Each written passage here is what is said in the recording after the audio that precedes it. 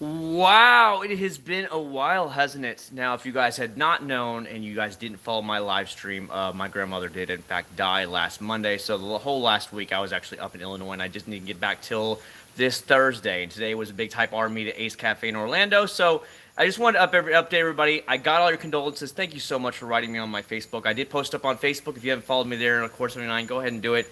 And that's basically what's been going on. I wanted to actually come out there and talk to you guys and say thank you so much. I must have had 50-something comments on it, and I wanted to, say thank you so much. I have such a great subscriber base, and, I wouldn't have that without you guys. And, I did put out videos. I had videos recorded for you guys before we even left, so thankfully I had something for you guys. But I did want to at least let you guys know what had been going on, and thank everybody for actually sending those nice messages to me. I had lots of messages, so I do really appreciate that. It was a lot cooler in Illinois. I really wish I was still there because they were only in like the 60s or 70s. Ooh, Lambo!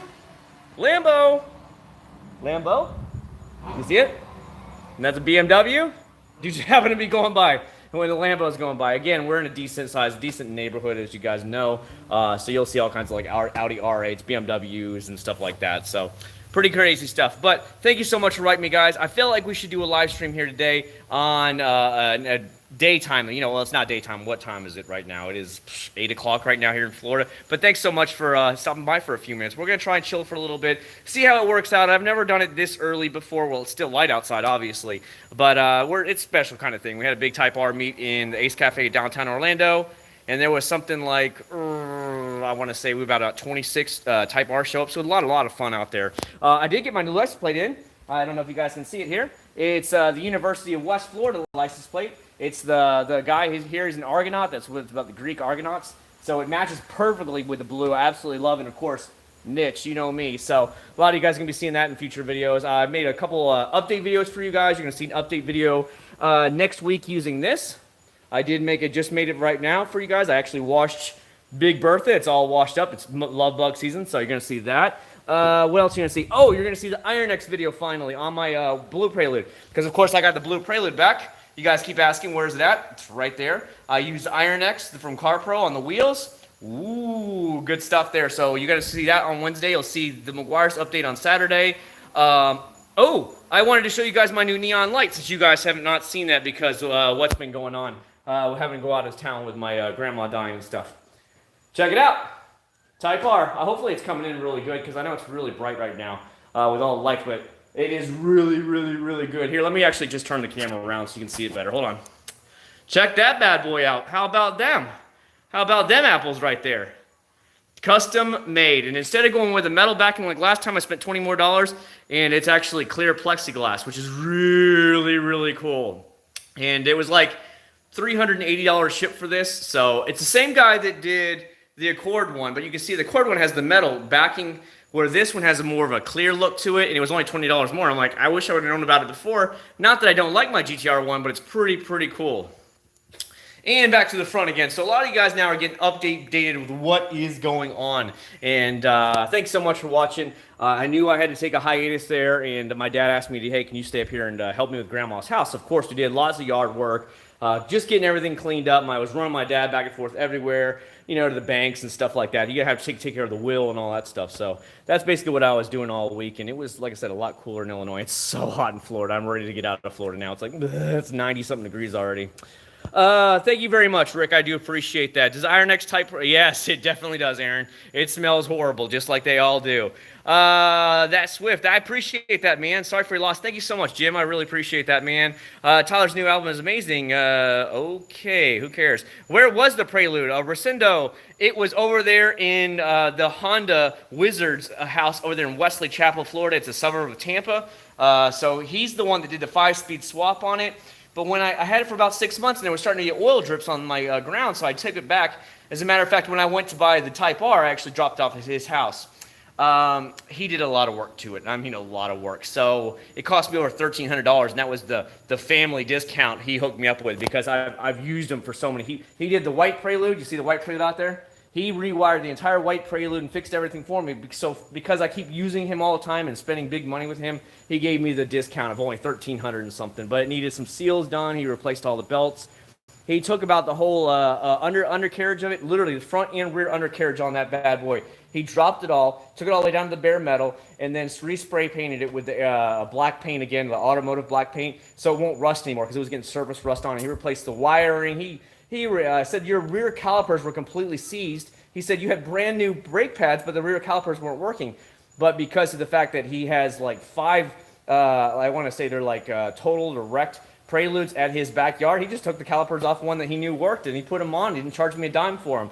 And he just put my brand new pads on. He said, literally, you have brand new pads on your car, but they weren't even being used because your calipers weren't engaging on the rear. So he replaced those for free. What else did he do? The guy did everything. The guy's a miracle worker. The entire engine bay looks like it's a brand new car. I mean, brand new. He replaced bolts, brackets, everything that looked old and rusty. He took them out of his other donor cars and just put it in that car. That car runs like a damn dream now. New rotors, brakes, you name it, that car's been done. It's gorgeous.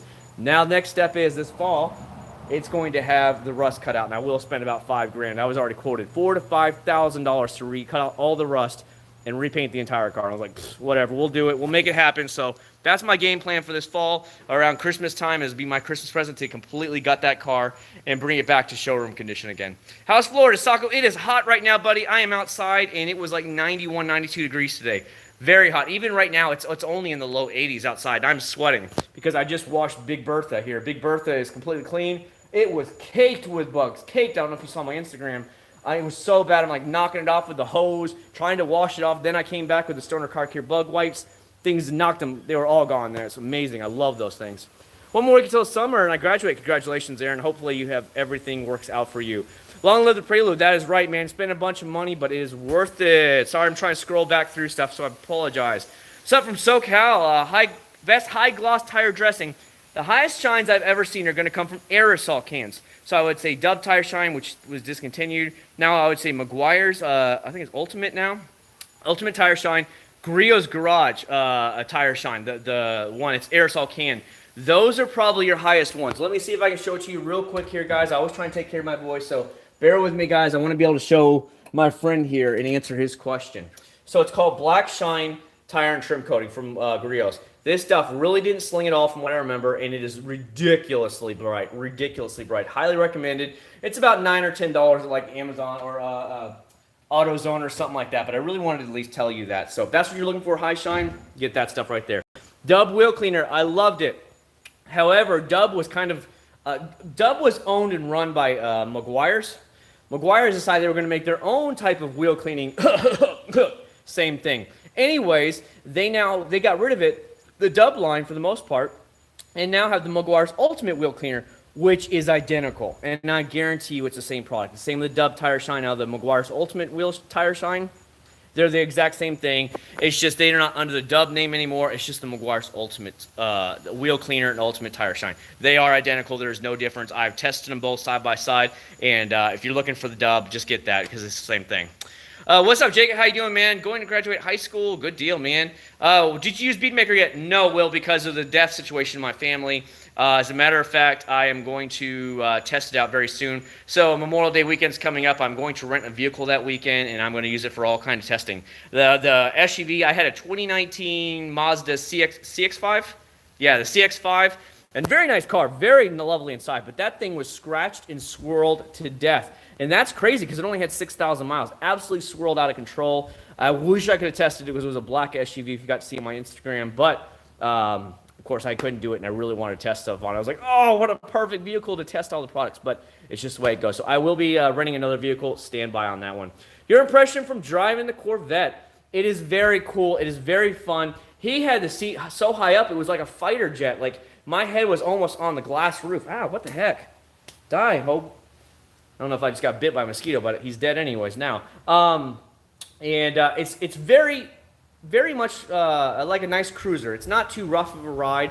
Very smooth. The GTR is more of a rough ride, I'll tell you that right now. But very docile, just like any other car out there. No problem whatsoever. If you got on it, it has a lot of power. But other than that, you're just cruising along, and it was really no big deal. The guy is so cool. He was what it is he's got 3 daughters. They aren't really interested in cars. They're about my age, and so he's been a car guy. He's got like 13 cars or something like that. The guy whose house we stayed at, and he was a church member of my dad's church, and he's like, oh, you can stay with me. So he found I like cars, so he's like, oh, you want to drive my Corvette? So we went out for almost an hour around all those back country roads out there in Illinois, driving the Corvette, and it was great. So a big shout out to him. They're good guys out there. But yeah, no issues whatsoever. Just felt like a regular car driving it. You know what I mean? Just obviously a lot tighter, a lot slicker. It's more of a fighter jet cockpit, where the GTR is much roomier, a lot more headroom and stuff like that. That Prelude's been running forever. Yeah, for sure. Clean Prelude. Yeah, guys, running around. 78 degrees here, John. Sorry, guys, I am catching up with all the stuff, so bear with me, guys. Remember, I am trying to answer questions and try and keep up with you guys, so please bear with me. Eagle One review. I've done a lot of Eagle One reviews. The only one I have left to do is the new tire shine here. I'll show it to you real quick, guys. That way you guys can see generally what I'm going to be working on the next week or two here, and then you'll try and get it out as fast as possible. It's the Eagle One Epic Shine Formula. You see it, guys? So I'm guessing it's going to be super, super bright. Again, this is about $7 or $8. I got it like AutoZone or Advanced Auto Parts. Just giving you guys a heads up. That's the last Eagle One product that I have.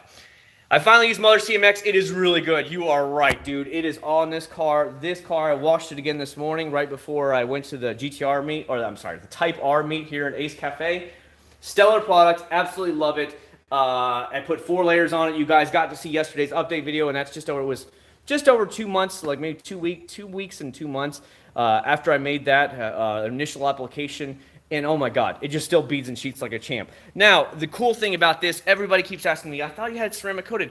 I do. So your whole back wing, entire back bumper, the entire quarter panels, the roof is ceramic coated, the mirrors, the pillars, and the front bumper is ceramic coated. Everything else is Mother CMX because I wanted to test it long term. And it's very hard to tell the difference between the two right now still. So it's really holding up very good, opposed to a ceramic that a true ceramic is going to hold it for years. So that's what I'm really happy about. Opposed to like this one, I just made this video, and you're going to see it on Saturday. This is pretty much faded off. It fades off in about a month and a half, 2 months max. It's completely faded off. And not like it's hard to reapply this stuff by any means. But of all the new 2019 products, this is the weakest of them. So that's including Mother CMX, that's including Turtle Wax Ice Sealant, that's included this product and 303's. 303's product, as you guys got to see in the video before, it lasts about 2 months before it really starts to begin to fade. And that's totally fine. Hey, it's a little couple quick squirts, that's fine. But this is only like a month to a month and a half before it completely fades out. So it's probably the worst of all of them when it comes to all the 2019 products in longevity. Use the Turtle Wax bug spray to get off love bugs. Oh, dear God, the love bugs are horrible, man. I'll give you an example for you guys who don't know about the love bugs. Love bugs are flying all around my house right now, just swarming. I took back roads, the regular city roads, the whole way up to Ace Cafe in downtown Orlando today. The whole front, so I took maybe it was like 20 miles to get up there just in back roads. This was, I don't know if you can see these little bug hits everywhere. They're like here. They're everywhere. Okay, on the complete glass. That was from there. If I would have taken the highway, it would have probably been 3 times that bad. Some of those cars, the Type R's that were rolling in there, were completely covered and caked. My wife's minivan out here I just cleaned was completely caked, and I had to take them off with the Stoner Car Care bug remover wipes. Love those things, by the way. Absolutely love them. They are a dream to use. I mean, you just go back and forth, get it wet, just get back and forth. It gets all soapy and slick, so it's slick as ice. And it just, stuff falls off. It's the craziest thing in the world. I love it. They're not expensive, a couple dollars for a box, and they come with like 12 wipes. A miracle worker. So basically you do 12 front ends every time it gets really bad for just like $4 or $5. It's a really good deal. I'm loving the old Z, by the way. Glad you enjoyed it, Chris. Glad you enjoyed it. I might join the military and get experience on major. That'd be a good thing for you, Aaron. I think that'd be really good for you to join the military for a while. I showed my mom your Civic Type R, and now she wants one. Tell her to do it, Jacob. Don't wait. Just shop online because still dealers, for some stupid reason, are still asking over MSRP. However, many dealers now, if you go on like the Civic forums or stuff like that, they're selling them at MSRP, which is a good thing now. Which brand should I join? It's whatever, up to you. If you want more technical stuff, then you want to go Air Force for sure. They're going to treat you a lot better. What should I use to strip off all my old car blocks? Daryl, I just got your comment. Hopefully you're still here, Daryl. I love you guys, by the way. Just get the Turtle Wax Max Power Car Wash, okay? Comes in a big green jug. You can't miss it. It's like $9. At the highest level, it will, in fact, strip your wax. Hold on, I'll show it to you, buddy. I'm digging for you, boys. I'm digging. Here it is right here. At the highest level, this will strip your wax. So it's like, what is it? 9 ounces per 5 gallons. So for per 5 gallons, you put 9 ounces of this in there, and it will strip your wax or sealant. So that's a good way. That's what I always use when I'm actually prepping a new car for a new, let's just say, trial product. I always use that product to go ahead and strip it all the way off. Best way to clean your engine without water, just some waterless wash then, but truly you don't need anything more than that. I just always cover my alternators and fuse boxes with like the Walmart plastic bags. I soak it down with the engine with a regular degreaser, kind of use the brushes to go back and forth, loosen it up, spray that whole thing down with a hose. It works really good. Darn it, love bugs, get off me. Dude, love bugs are everywhere right now. You'll probably see them flying around, landing on me. Here, come here, love bugs. Come here, haha, got one. See these bad boys? These are the things that get all over your stuff. They don't hurt you or anything. They're not dangerous to you. They don't sting, but dude, they're everywhere. It looks like they're snowing when you're driving through them. It's nuts. Is Turtle Wax Ice Foam Cannon Soap the best soap yet? I would say it's a good foam cannon soap, but it's not the best foam cannon soap I have ever used. And by the way, guys, I know I see Dalton just donated $2. I want to thank everybody that donated on the last live stream or two. They wanted me to get all the Chemical Guys stuff, the new Chemical Guys Hydro Suds, the car wash, and the ceramic spray from them. They just came back in stock over the weekend, and I bought both of them. So a lot of you guys donated probably about 2 weeks ago, and I went on to buy all the stuff, and they were completely sold out. They just got them back in, so I ordered them all. It is expensive. Their Hydro Charge, whatever it is, spray ceramic, is $39. Very, very expensive, and it's only supposed to last about 12 months. But you know what? It doesn't matter. You guys donate to me, and I wanted to update you guys and say thank you so much. It's because of your donations that's how I can afford to easily do this stuff when you guys ask me. Because if it was up to me, when I know Mother CMX for you get it on sale for $15 to $17 is so damn good, and then I go into Chemical Guys and I see, what? $40 for it? And that just blows my mind. So I want to say thank you so much for all my people who donate to this channel. Thank you so much, because I probably wouldn't have bought it for $40. I've been like, yeah, Mother's is doing just fine. Mother's is amazing, so I'm not going to spend $40. Because Chemical Guys is pretty much overpriced stuff, but because I had so many subscribers keep donating that live stream for they wanted the car wash and they wanted the ceramic testing, I went ahead and bought it yesterday, so it'll be here sometime this week. I'll test it on the Blue Prelude, because the Blue Prelude, as you guys got to see from the 303, it's basically all worn off now. We got to see about how long it lasts before we need to put a new application on. So I'm going to strip all that off and actually put the ceramic spray on that car, because they claim it can last up to 12 months, kind of like their Jet Seal. And I really did like their Jet Seal. I had it on the GTR for about a year or so, and it lasted pretty good. My rental for this week is a Cadillac CTS Black and Swirled to Hell. I'm so sorry for you, Craig. I'm sorry, buddy. Thoughts on the Pirelli tires? I think they're pretty good, but honestly, I like the Michelin Pilot Super Sports that you get on here. I think they're probably some of the best for track use or anything like that. They are grip monsters. I love them. They're expensive, but you get quality with money. That's the way it goes. The car camera really treat their cars like commodity. Yeah, they're true.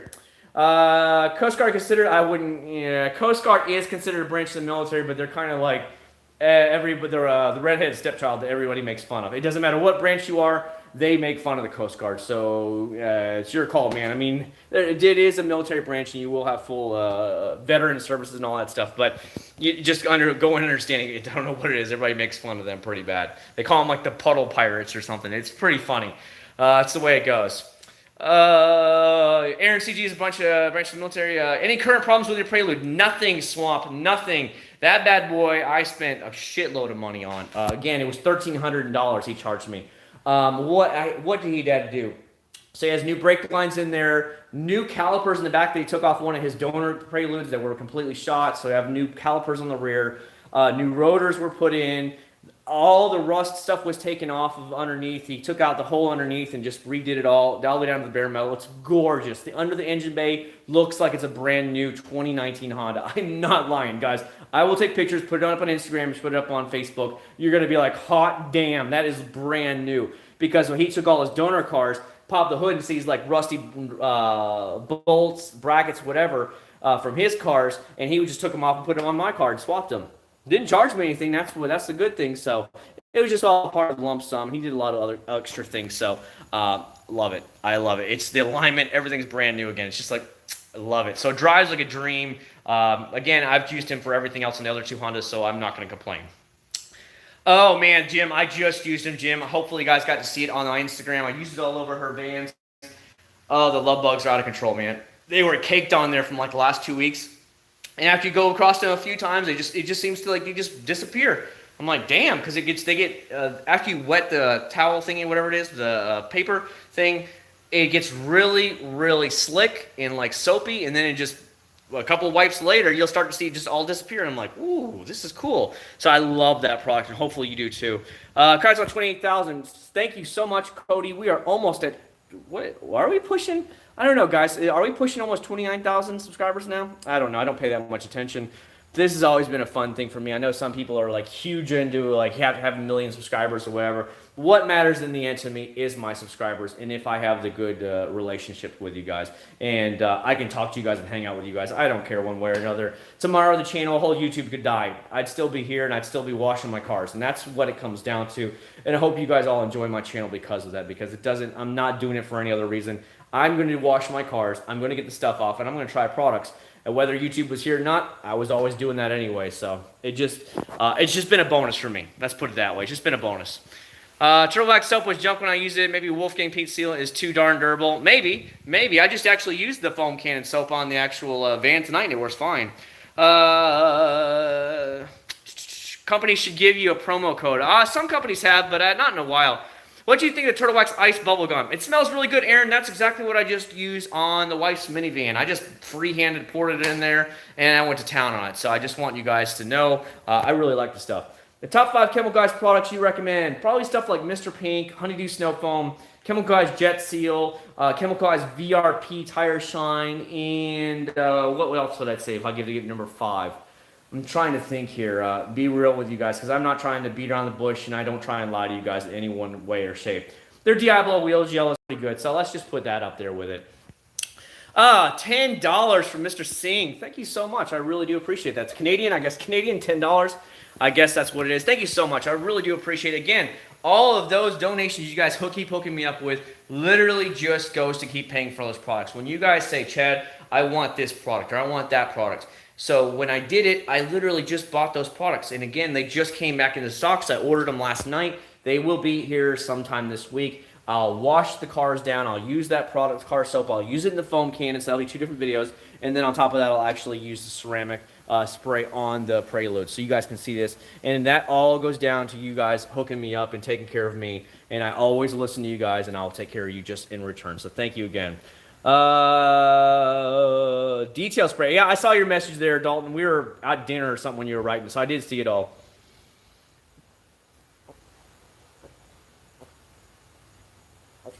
Thirsty. God, it's been so hot today. It's finally starting to cool off now, but I guarantee we're still right around like 78, 80 degrees. Ugh. The new F35 helmet is insane. What is the best wheel cleaner in your opinion? I would say for over-the-counter, Meguiar's Ultimate. From over-the-counter, because it has the Iron X type product in it that gets rid of the metal, whatever you want to call it, contamination that's embedded. I really like that a lot. It's not that bad of a price, and it does really good. I go through bottles of it, so if that tells you anything, I like it. I love CarPro's Iron X. It is amazing. You're going to see it in that video and Wednesday's video for it, but that is going to be something you're going to have to go to a higher-end pro detailing shop around your town, or you're going to have to order it online. So if you're going to get something over-the-counter, go with the Meguiar's Ultimate. It's the best choice for over-the-counter currently right now. That it does an amazing job, and it won't hurt your wheels at all. And I think it costs around like $8, $9 a bottle, but it's a pretty decent-sized bottle. Good to see you. I thought it was a tough week for your family. Yeah, it was pretty wild, man, but that's just the way it goes. How do we donate? I don't know, somebody tell me, there's like in the super chat, there's like a money button or whatever, and you can donate, and that's the way it's done. So I don't ask for anything, but when people keep donating, we're like, Chad, I got to see the Chemical Guy stuff. And I think that one day I got like $18, $20 in donations in that one live stream alone. That all I did is as soon as it came in, because I was waiting for Chemical Guys to get their new Hydro Suds in and their spray ceramic in, but they weren't in for like 2 weeks, and then finally it came in, I think, over the weekend. They updated their website saying it's back in stock, and I was like, click, buy now. And that's... I do apologize about taking so long to... excuse me, to buy that stuff, but it's just because it was out of stock. So you will see those videos probably, let's just go with next week, because I got to strip off the old car wash stuff. Well, with that, the old sealant, just make sure all the sealant is off the Prelude, so it's a good, fair, and balanced test. I'll clay bar it, and then I'll go ahead and apply it, so we'll see how long it lasts. Your best top 3 best quality wheel cleaners. Also, can you give some by the gallon? Now, I don't ever deal with gallon stuff because no, with me, I'm so flip floppy buying products, testing them out nonstop that I don't buy anything by the gallon. However, if I wasn't running a YouTube channel and Chad, you were like, let's find something that's gonna last for a while or whatnot that you love. Right now, definitely Meguiar's. I would say their wheel cleaner. I like Eagle One's wheel cleaner, but you gotta get the one that turns red, not the foamy crap that I use. It'll say it's for like black wheels or whatever. Anyways, that one actually has like the Iron X in it. We really like that because I used to love Eagle One's A to Z wheel cleaner. If you can still find it, it came in an orange bottle. But they were bought out yet again, and they changed their name. And I don't know, man. That company has had a lot of ups and downs over the years, and that I don't know what they're going to make anymore. There's a couple other products out there right now, but I think those are some of the better ones right now. If you want to order online, I would definitely recommend stuff like Wax Gods. I would say Limitless Car Care has a new one coming out that it's going to have the Iron X in it. There's some other ones that I might say, hey, check these out. But those are probably the 2 that you can get over the counter pretty easy. They're going to have a good time with. I like the Grillo's Garage Wheel Cleaner as well. It also has one that has the Iron X in it, and it does very good. So all those are strong competitors in my mind. I would like to see a review on the Chemical Guys Blacklight and Bare Bones, please. Here's the truth. I'm going to be real with you, every one of you guys out there. Every time I have bought a lot of Chemical Guys products, when I make the videos, they barely get any views. I don't know what it is about it. I'm not trying to ask and beg for views, but they just don't get the views. It is very rare for me to get good views with Chemical Guys products. I'm hoping that we're going to do good with the new Hydro Suds and the new ceramic coated spray or whatever it has from Chemical Guys because it's the new hot product. But because you guys donated to me, that's why I bought it. Otherwise, I wouldn't have bought it because it was $16.99 for a 16-ounce bottle of soap. Are you kidding me? That's ridiculously high for 16 ounces. As well as their spray ceramic was $39. That's way overpriced. I'll give you an example. I have it right here. Mother CMX. You guys saw the update video yesterday. This stuff is stellar. This is on sale at O'Reilly's for 17 bucks. This is freaking amazing. Why would you not go with this? If you wanted to go with the Mother's, is this, the 3X foam wash. This is 100 ounces. 100 ounces. I use it all the time. It was $14. $14. Why would you not go with this? And that's what I'm trying to get to, you guys, that Chemical Guys just overprices most of their stuff. And when I don't get a lot of views on it, it's kind of like, why did I spend all this money? But you know what? You guys donated, so I don't mind listening to you guys and try and get stuff. And that's the real talk from me, not some BS, some manufacturers paying me to do stuff, because I've never received a paycheck. None of these companies have paid me a dime. They're like, well, here's some products. Let us know what you think about it. That's all. That's how their emails go. Let us know what you'd like to see. If you like them, you don't like them, that's what they want to hear. That's about it. Thoughts on Adam's Ultimate Foam Shampoo or Foam Cannon. I would not buy any other foam cannon besides the cheap old Amazon foam cannon. There is no difference between it. I have proved it time and time again. I probably have 4 or 5 foam cannons. I have 5 foam cannons now.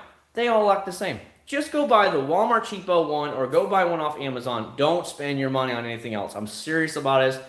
I'm very serious. For 16 bucks, you can get an Amazon one that is the same as every other brand out there, and they're all made in China anyway, so don't waste your money. Plain and simple. Thoughts. What happened to the neighbors that said you could detail their cars? I don't know. Like, this neighborhood's kind of strange. I don't know what happened to this neighborhood. Over the past probably 3 or 4 years, it feels like the neighborhood's changed a lot. In the last 2 years, the HOA's changed who runs the HOA. The company who runs it, and man, we're getting harassed nonstop about our yard not being perfect. It gets old after a while, so we're just like, meh, whatever. So, as you know, we're looking to move. We're looking to move to a bigger home, much bigger home, with a 4-car garage, with no HOAs and stuff like that. So, I just haven't heard too much from those people. Love your Prelude comment, man. Keep the good work until next time. I'll be waiting for your next video. Take care, Swaggy. Thanks so much for watching, buddy. That poor, yeah. I wish I could head it down here, but with MX-5, obviously, I had to leave it. I actually flew him into Bloomington, Normal, Illinois. One of my subscribers lived up there. He didn't know I was there until I was there. But I just flew into there, hopped in that, drove the 45 minutes over to Champaign, Illinois, where the University of Illinois is located, and then I stayed there the entire time. So we were all over the place. What are you talking about regarding the favorite ceramic mothers? Had to walk away for 3. Oh, when it comes to the new spray-on 2019 products, the Mothers CMX ceramic spray-on thing is better than any of the current ones that are on the market. I'm not saying those are bad. Please understand that. Meguiar's is fine, but you're going to have to update it every month, month and a half. You're going to have to update Meguiar's. 303, about every 2 months, you're going to have to update that with just new spray-on, spritz-on, and then, well, the car's wet. Still not a problem. The Turtle Wax is still holding up very good, and it's been on there for about a month or so now. No complaints whatsoever with the new spray-on sealant of theirs. Basically, what Jim from Turtle Wax told me is it's a very heavy, concentrated carnauba wax, and that's going to make it last a lot longer. And they shoot between, they said they're shooting between 4 and 6 months is what they expect per application. So we're going to see on that one longevity as well. And then obviously with the CMX, I put 4 layers on before I even took it out of the garage, and that thing is just, you know, pouring off the water right now. It's amazing. It's beautiful. That's probably the best until you want to go to a true ceramic. Then that's the way it goes. Donate through PayPal is the best, as YouTube does take. They always take a piece of the pie, Muddy. There's no doubt about it. Pooh, you know all about this stuff, and that's the way it goes. Bo, how you doing, buddy? How you doing, brother? Navy's like cruise ship. It's not that fun, though, from what I heard. Cruise ships are 1,000 times better, as you guys know. And next month, because we promised, I'll give you guys an idea. Next month, we're going on another cruise. We're going to Alaska at the end of next month, I think it is, something like that. We'll be in Alaska on a cruise. We promised my dad that whenever my grandma did pass, for kind of just like a getaway trip, we're going to take him on a cruise. So, you know, obviously the fact that she died and our next cruise is coming up, we're paying for my dad to go on a cruise with us. He'll be his very first cruise. So we got his passport, and he's going to be going to Alaska. He's never been to Alaska, so it's all going to be new for him. So we're going to be taking him up there. But yeah, I wouldn't say the Navy is like it, because there's a lot of Navy people that get on there, Navy veterans, and they're like, this is 1,000 times better than being on a Navy ship. So just to understand that, it's definitely not a pleasure cruise being in the Navy. It's still a job out there. Have you had any issues with a Type R manual? No, D-Tasca. I've not had any issues whatsoever with mine. Andrew with a $4.99. Do you ever dry off your car with a leaf blower? That's my preferred dry method here as a donation, because I've been watching your channel for so long. Thank you, Andrew. I actually have a video where I actually dried off the Blue Prelude with a leaf blower. You can go ahead and check it out if you want to do a search on it. The damn thing is so loud, though. It was killing my eardrums. And I was like, oh, I can't do it anymore. It hurts so bad. I would have to wear so you guys probably all know by now, I have guns. I'm a Second Amendment pro guy. I have a shitload of guns, okay? And so, of course, I have earmuff protections for when I'm in the shooting range. I would feel like I would have to use those earmuffs in order to actually use the blower at all times. It was just so damn loud because you're trying to hold it up and everything, and the motor is right by your face. It was just too damn loud, and it just doesn't work for me. So I have these big old waffle weave. Hold on, my son's screaming. What, Nathan? What? What, Nathan? Hold on, I gotta go track my son down. What do you need? That's trash, buddy. Put it in the trash. Do you need anything, buddy? I'm outside.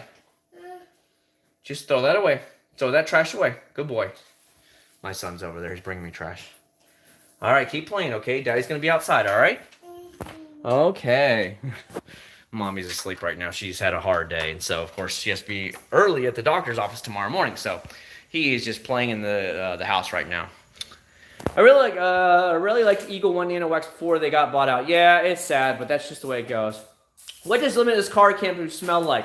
It performs amazing, positive. I absolutely love it. It is one of my top car wash picks, Limitless Lather. Now, Limitless Lather does come in a gallon size as well. I gave away a ton of these in the past on live stream, so that's how much I like their stuff. Let me try and open it up, and we'll do a smell test just for you guys.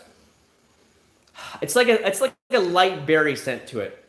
I don't know exactly the scent, but I'm telling you, this is one of my top picks. It is so damn thick and slick, and the suds last forever, as well as it is stellar, and I do mean stellar in a foam cannon.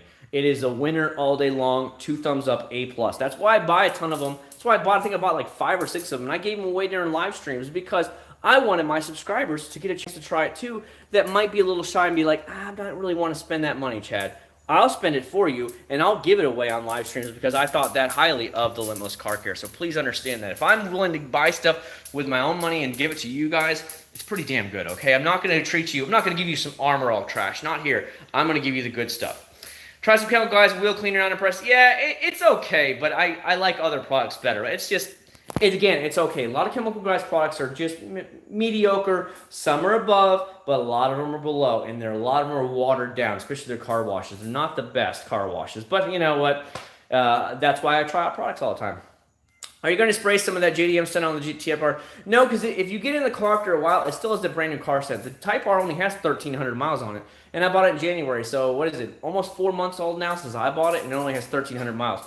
That's actually a lot considering I've had the GTR for, let's see, I bought it in January of 2017, and I put like 4,500 miles on it. So and when you think of it like that, it actually has a lot of miles on it because it's more of my daily driver. Where the minivan now, I bought that 5 days before we bought this car. It has 49,000 miles on it. It was brand new when we bought it. So we put a lot of miles on the minivan. Excuse me. Can I use just the CMX without the paint correction clay bar? You can. There is definitely no big deal about it. The thing about Mothers is it's not permanent like a true ceramic is permanent. I always say they're looking for between 6 to 12 months longevity of it before it's totally gone. Kind of think of it like some of the CarPro Reload and Hydro and stuff like that. It's kind of spray-on silica. That's all the Smothers CMX really is. So about every 6 months, 6 to 12 months, you would have to spray on another layer of that anyways, right? So that's the good thing. If you just don't have the products to do a full, get rid of the swirls and stuff like that, and you don't mind them being there, then you can definitely use that on there. Please understand that. But it's not like a true hard ceramic that's going to lock those bad boys in there for years. So you should be okay, okay? Just want you to know that before you go in, that you put some swirls in there, it's not really going to fill it in there because it's micro level. And they might fill in just a little bit, but you're still going to probably see those swirls there. So please understand that. But yes, the Mothers is not a permanent solution. How do you use the CMX? Can you apply it over? Why would you want to? Just to slap it on the way it is. That's why I do. Hey, Chad, stopping by for Kevin from Destin. Destin, have you got any of my love bugs yet? If not, please come take these damn love bugs away from Central Florida. They are everywhere. They are a plague right now down here. Hello from Houston. What's the best wheel size and gallon size? You probably want to go with the McGuire's professional line. Their detailer, they come in gallon size. That's probably ones you want to look at right there. They're really starting to push their professional line now, and they all come in there. Ooh, cars going by here. Whoa, just like flying by. I wonder if that's that Lamborghini again. There was a Lamborghini that come by earlier in the beginning of the live stream. Chad, inform your subscribers that 303 Products will send a free bottle of touchless sealant if they contact the company and ask for a sample. Sweet. And you should all listen to this, man, because I liked it a lot. It's a really good product. It lasts for about solid 2 months, and all you have to do is just wash your car. And while your car is wet, spray another layer on.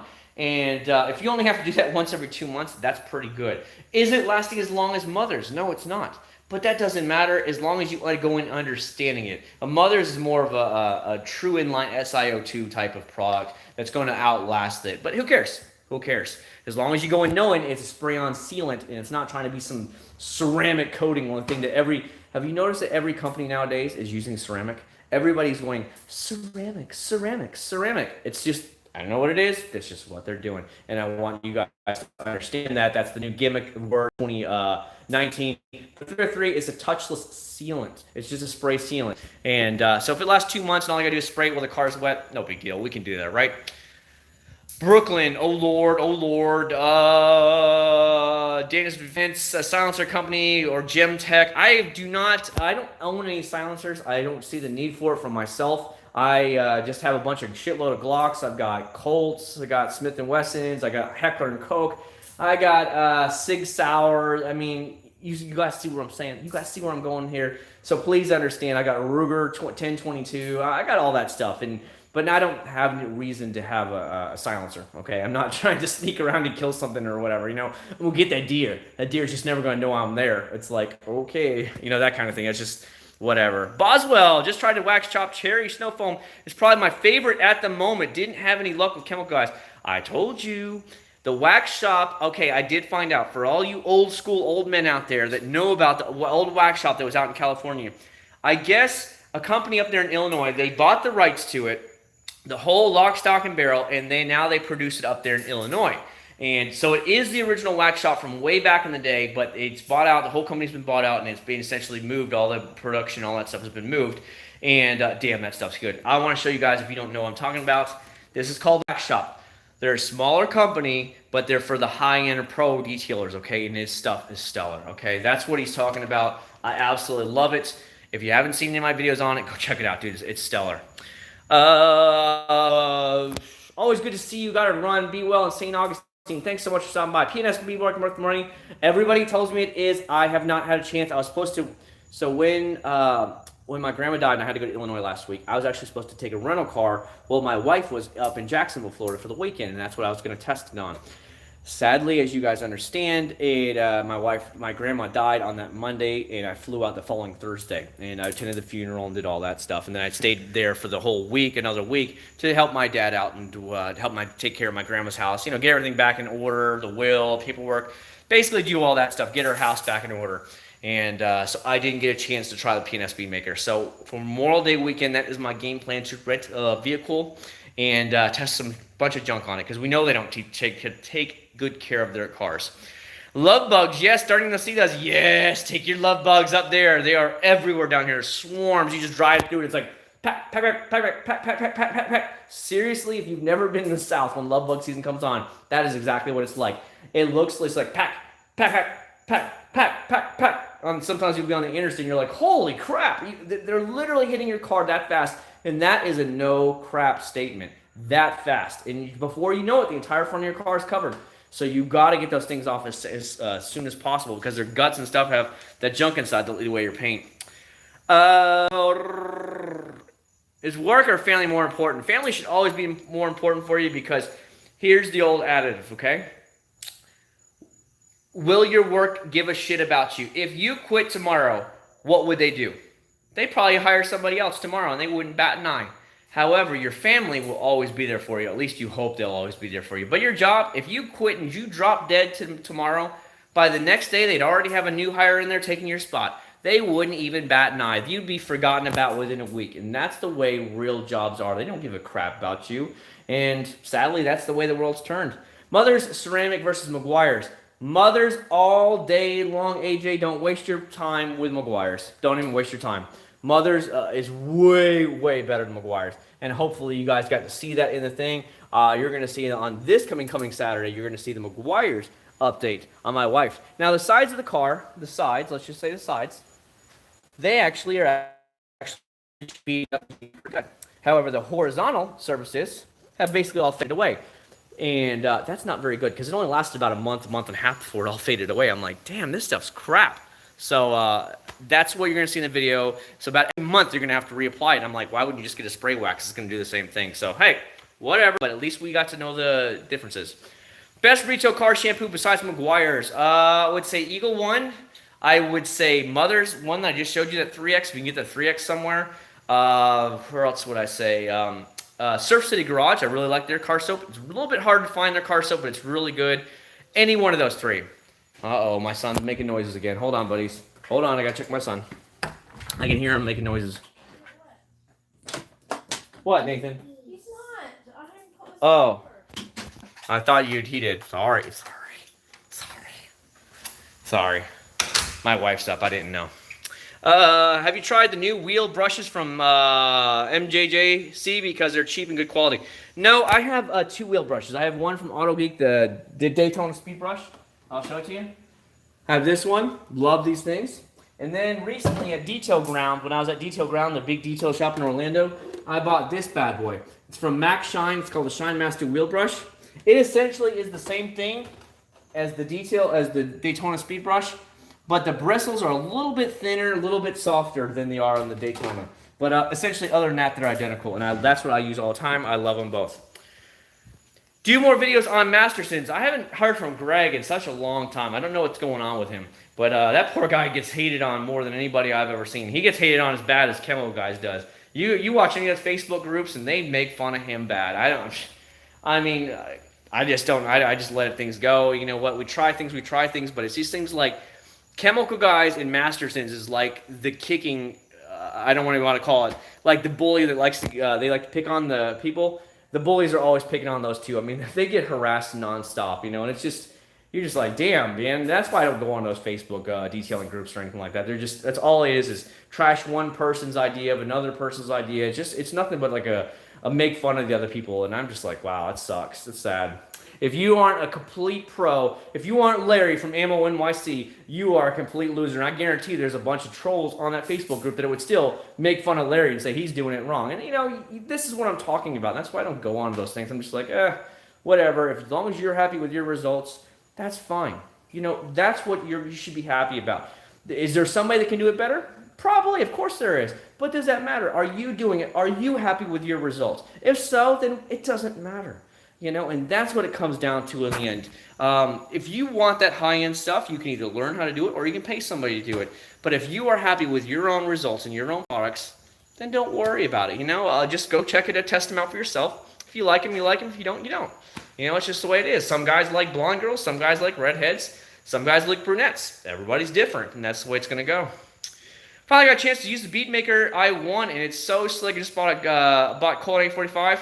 I am glad you liked it, Patel. So Patel was one of the guys that won my giveaway. I have a bunch of P&S Beatmaker I bought off Amazon, and I was giving it away right before I had to go out of town for the funeral, and I sent it away to him. So thanks so much. I'm glad you got to use it, Patel. I'm really glad about that because I think he lives up in Jersey. So I guess you guys got it pretty fast up there. So thanks so much for being one of my subscribers. It really meant a lot to getting to send that stuff to you guys. If you could only use one car wash for your life, oh man, that's a hard choice because there's so damn many of them. I would have no problem with Limitless Car Care. I have no problem with Wax Shop. Got no problem with Wires Gold, Mother's new 3X.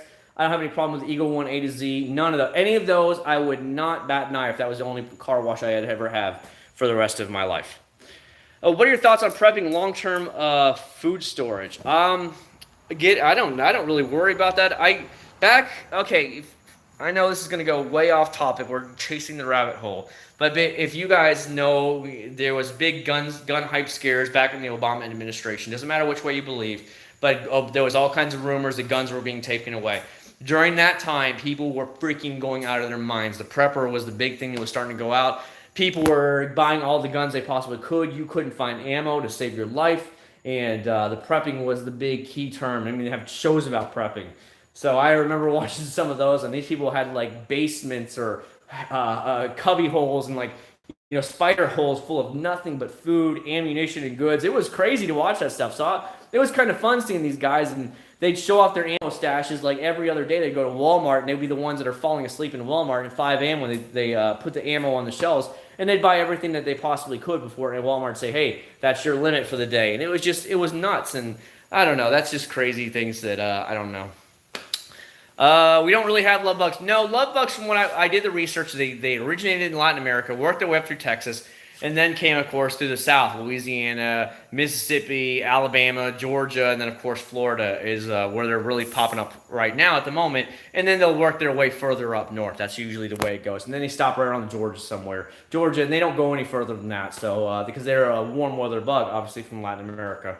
So that's why you really just generally don't see them beyond Georgia, Alabama, Mississippi, Louisiana. But I can tell you, after all those road trips when my wife was doing her residency in Georgia, holy crap, that poor Blue Prelude. That's why it has no paint on some of the mirrors and stuff, because the bugs were horrific. Absolutely horrific. It would be caked on. You couldn't even see out your windshield. I had to pull over at a gas station, just scrub those damn bugs off the glass because it would be completely caked on there. It was terrible. Just in a 4-hour drive, you couldn't see out your glass anymore. So that's why. You guys probably won't see them in the north. It's pretty crazy. Eating pizza while enjoying the stream. Thanks so much, Juan, for stopping by and spending some time with us. Out of all the years you have been testing car soaps, what's your go-to favorite? Rob, I just said it again. I would say Limitless Car Care, McGuire's Gold Class, Eagle One A to Z, Mother's 3X, or Mother's Carnivore Wash and Wax. I would say not Stoner, what would I say? Wax Shop. The Wax Shop car wash is amazing. Let's see if this is it. So the Wax Shop is one of the new brands that came out that used to be out in California. Now they're based out of Illinois. Stellar car wash. Any one of those you'll be happy with. Mayflies up here the same way. Sounds like the rain when they're washing the car. Yeah, we don't have those here in Florida. That is definitely a positive. We do not have those here. Are you going to make a video for Jack's Wax Spray and Seal? Try to find a lot of streaks. I have this stuff right here. My buddy that used to work at Chemical Guys Detail Garage, he gave it to me right before he moved. This is what you're talking about right here. I do have it. Yes, I plan to try it out. So give me a little bit of time. I am slowly getting to all these new products. What my deal was to get all the new 2019 products out as fast as I could for you guys. And then I could go back to other products that have been out for a year or two, and I didn't have to rush to get the new reviews out. Hey, AG, how you doing, man? Cody, heard anything about thoughts about the Rust-Oleum? I have seen it, but I have not had a chance to buy it and try it out. What do you do for work? I work for the shipping industry. I've been there since I was in high school. Chad, I love your banners in your garage. How did you acquire them? I want some. Andrew, it was all about, this is my payment right here, okay? So these companies would contact me and reach out and say, hey, Chad, we'd like to try out products and that kind of thing for you. And I said, sure, I like to try your products, no big deal. And I would say the only condition is that I can do whatever I want, say whatever I want about it, whether it's good or bad. And if they all said, we don't give a crap, you can say, well, our products suck. And I was like, cool. And I said, the only other thing I want is a banner. So now I have banners everywhere in my garage, and that's just the way to go. This is my payment. So that's the only thing I ask from the companies. I'll make the videos for you guys. You're getting all this free publicity without paying a damn dime besides just send me the products. But I want a banner to put up on my wall. And that's generally how it went down. I don't ask for anything else. Just send me banners. Just so I can hang them up on the wall and be happy and proud to show off the companies, you know, that really support the community, you know, and that aren't like gold diggers out for your money. Do you fear those potholes when driving Type R? No, I don't. I have the wheel and tire protection, as you know, from when I bought it. Of course, I bent the wheel the very first day I got it, so I don't have any problems. What do you think of Meguiar's Ultimate Liquid Wax, and have you ever used the Absorb Driving Towel? I use a lot of the Waffle Wave towels here. Let me show you what one. Like, this is the Chemical Guys one, a random one I have out right now. So here you go. Hopefully you guys can see it really good here. This is Chemical Guys Waffle Wave one. You buy them on Amazon for about $10 each, and they're about 3 feet long, something like that. Let me see. Yeah, you see? They're 3 feet long, and they're $10. Buy like 2 or 3 of these at a time. You dry your car in no time that way. And I love those things. So I have, I think, I have 5 of those Waffle Weave towels now, so they're really good. In Facebook groups, you're always right, and the other people is always wrong. It's disgusting in there. Redheads are freaks. You are right about that, Cody. They're a lot of fun. They're a lot of fun for you. They just have a really hot attitude, too, so you watch yourself on that one, Cody. Does anyone have the Comet electric pressure washer? No, I have not at all. Now, I'm not going to shit on another channel by any means, okay? I do not care about the other YouTube channels out there. But what I have learned is there's so many YouTubers now suddenly making their own products. And to me, that's just a money grab, instant gratification. And then it makes them going from objective to now being biased because they're going to want you to buy their products. There's a big YouTuber out there that reviewed cars all the time, and now he's suddenly selling his own products. I've got no problem with that, but it's like, why? You know, you always reviewed cars. Why are you suddenly selling car cleaning products? I don't know. Maybe it's just a quick cash grab. More power to him, but these are why I don't usually buy those products. I was very, very hesitant about buying Jay Leno Garage for that reason. I like the Jay Leno car soap. I really do. But does Jay Leno wash his cars? Shit, no. He ain't no detailer for nothing. He just slapped his name on this product, that company, I guess, that comes to his place and does his stuff. And it's, you know, he gets a portion of the sales and they get the other portion. So he's just getting some free money off it. You know, more power to him. But that's generally why I didn't try it, because he's never been in the detailing industry. And so suddenly he wants to throw his name on there. So I'm not throwing shade at any of these people, but this is generally why I don't try these products from these companies. And because I'm like, but you're not a detailer. You've never been a detailer. So why are you suddenly selling detailing products like you're Larry from Mammo NYC? Clearly Larry knows what he's doing and he likes what he does. So he knows what he wants out of his products that he uses. And that's the way I do it. So I don't mind him doing it. But when you have these people that never do anything to do with car detailing, and then they trying to sell detailing products, that's why I'm like, yeah, I'm okay on trying their products. I'm just never been in a rush to try them. So that's generally why. So if anybody keeps I have a lot of people ask me about that stuff, and that's why I just generally don't try those products. I'm just like, why? You know, I'm gonna give this guy free publicity now for it. I'm like, nah, I'm good on that. Opinions on Meguiar's hybrid wax. It did not hold up more than about a month and a half. You're gonna see that in Saturday's video coming up. About a month and a half is about all I'm gonna get on the horizontal surfaces. On the actual vertical surfaces on the side of the car, they still hold up pretty good, but I have not seen it last more than a month and a half before it begins to fade to death. So give yourself about that time range and you should be fine. about every month you're going to have to apply a new layer to it. And that just seems like, Jesus. I mean, why don't I just get a regular spray wax at that point? So that's just my thinking. You guys know me by now, and I'm at least give you the heads up because it's kind of expensive for that stuff. What's up? Why so early? I don't know. I just got home from the car show, and I wanted to hang out with my boys and girls out there, so that's what I did. Best budget liquid wax, Turtle Wax Ice Spray Wax, or their new hybrid ceramic. Or not hybrid ceramic, what do they call it? They call it sealant hybrid, I don't know. Let me just show it to you so I don't look stupid on your thing. Right here, buddy. Right here. Ice Seal and Shine. This stuff is now marked down to $6.87 at Walmart. Killer deal. Just don't put a lot on it because it will get streaky because it's a very, very high amount of carnauba wax in there or whatever kind of wax they said that's in there. So they were getting a little bit of people complaining about how streaky it was, and that's because they were over applying it.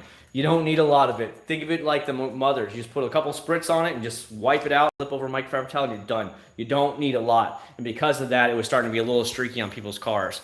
I only ran into it at a small bet, but then again, I knew ahead of time, don't put a lot on the car. That's why I mentioned it in the video. But that is that or the Turtle Wax Ice Spray Wax.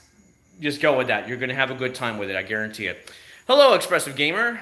I got an R34 for you, man. Go send me one, man. You know where to go, dog. You put it. Just send it to my P.O. box. We'll figure out how to get it out of the P.O. box. We got that stuff. Access Garage, some premium line products. Really enjoy the reviews from you, but him, Scott Dell. There's just so many of that stuff, you know. And again, that a lot of people keep asking me, why haven't you sold your own products? It would not make me objective anymore. And two, I just don't want to deal with the hassle of it. Honestly, I don't want to run a business. I don't want to do the work. I hate to be rude, like be lazy sounding, but I just don't want to deal with all that. It doesn't give me the joy to want to create my own company. I like being a journalist, and essentially, and being just a plain reviewer, and just giving my thoughts and tips to what I find from using the products myself. I generally like that a lot more than that I'd ever want to start my own company. And that's what it comes down to. Dude, you're gonna really, Chris, you're gonna love your paint correction in your stuff. You're gonna be like, oh my God. And if it's a good ceramic coating, that's gonna last for a long time. I'll give you an idea. So I hit all the love bugs on the way home. I don't know if you're gonna see them all. They're all like splattered through there. But the front of the bumper, everybody keeps asking that, it's completely covered with Ceramic Pro Acc0rd K3.0. I put 2 layers on that bad boy. So I had tons and tons of love bugs caked on here, right? From the 20-mile drive up to Ace Cafe in Orlando. I just used the hose, and I knocked them all off with just the hose. The bugs just literally can't stick to the damn bumper with all that ceramic coating on it. It's lovely, lovely. I love that stuff. So you're gonna have a good time with it. Would you do a ceramic coating over pod? I'm sorry, I don't understand what you're trying to say. Maybe you could ask again. Interrogation or bug remover, maybe for Asian markets. I honestly like the Turtle Wax bug remover for a long time. If you can get the Turtle Wax bug remover, it's not expensive and it worked really damn good. Obviously, I like the new Stoner Car Care bug wipes. They're very good, but for something you could easily get over the counter, I never had a problem with the Turtle Wax bug and thing remover. It's really good. Hi from Boston. Hello, Glenn. How are you? Ever thought about selling t-shirts? I have, Lex. I don't know. I'd have to go ahead and I'd have to have somebody design one. I guess I would need somebody that's a real pro at designing shirts and stuff like that to go ahead and fix me up with one. And then I would go ahead and possibly sell one, you know, just whatever. Like, I'll give you an example, guys, because I'm not here to get rich. I don't give a damn about that stuff. But, so when I made the Florida Type R things, I had them designed by my buddy. And I had him print and cut it and everything and send it to me in different color combinations, okay? It cost me, I think, right at $90 shipped for like, I don't know, it was like 45 of them. So I did the math. I'm like, okay, that's $2. So I'll sell them. I literally said I'll sell them for $2 each is what I quoted all the guys at. Or I said with shipping, or I said, I'm sorry, I quoted them at like $3 each. So to basically cover my like 40-something cent stamp and the envelope. So I said $3 for one or $5 for two. And that's shipped. And so I never tried to make money off it. So if I ever did get a good designer that could design something for me, like a little small little front thing here with the Acc0rd thing on it, YouTube, and then on the back have something that says Acc0rd or whatever, I think that'd be really badass. And it would show the YouTube channel. I would do that, but I would probably just charge whatever the printing company charged. You know what I mean? Because I'm not trying to get rich. Again, it doesn't bother me. So if I could get somebody that was really good at designing and stuff, then I would we'd figure out some way to get that done and get it shipped off to I forgot what some of the companies are, the print companies.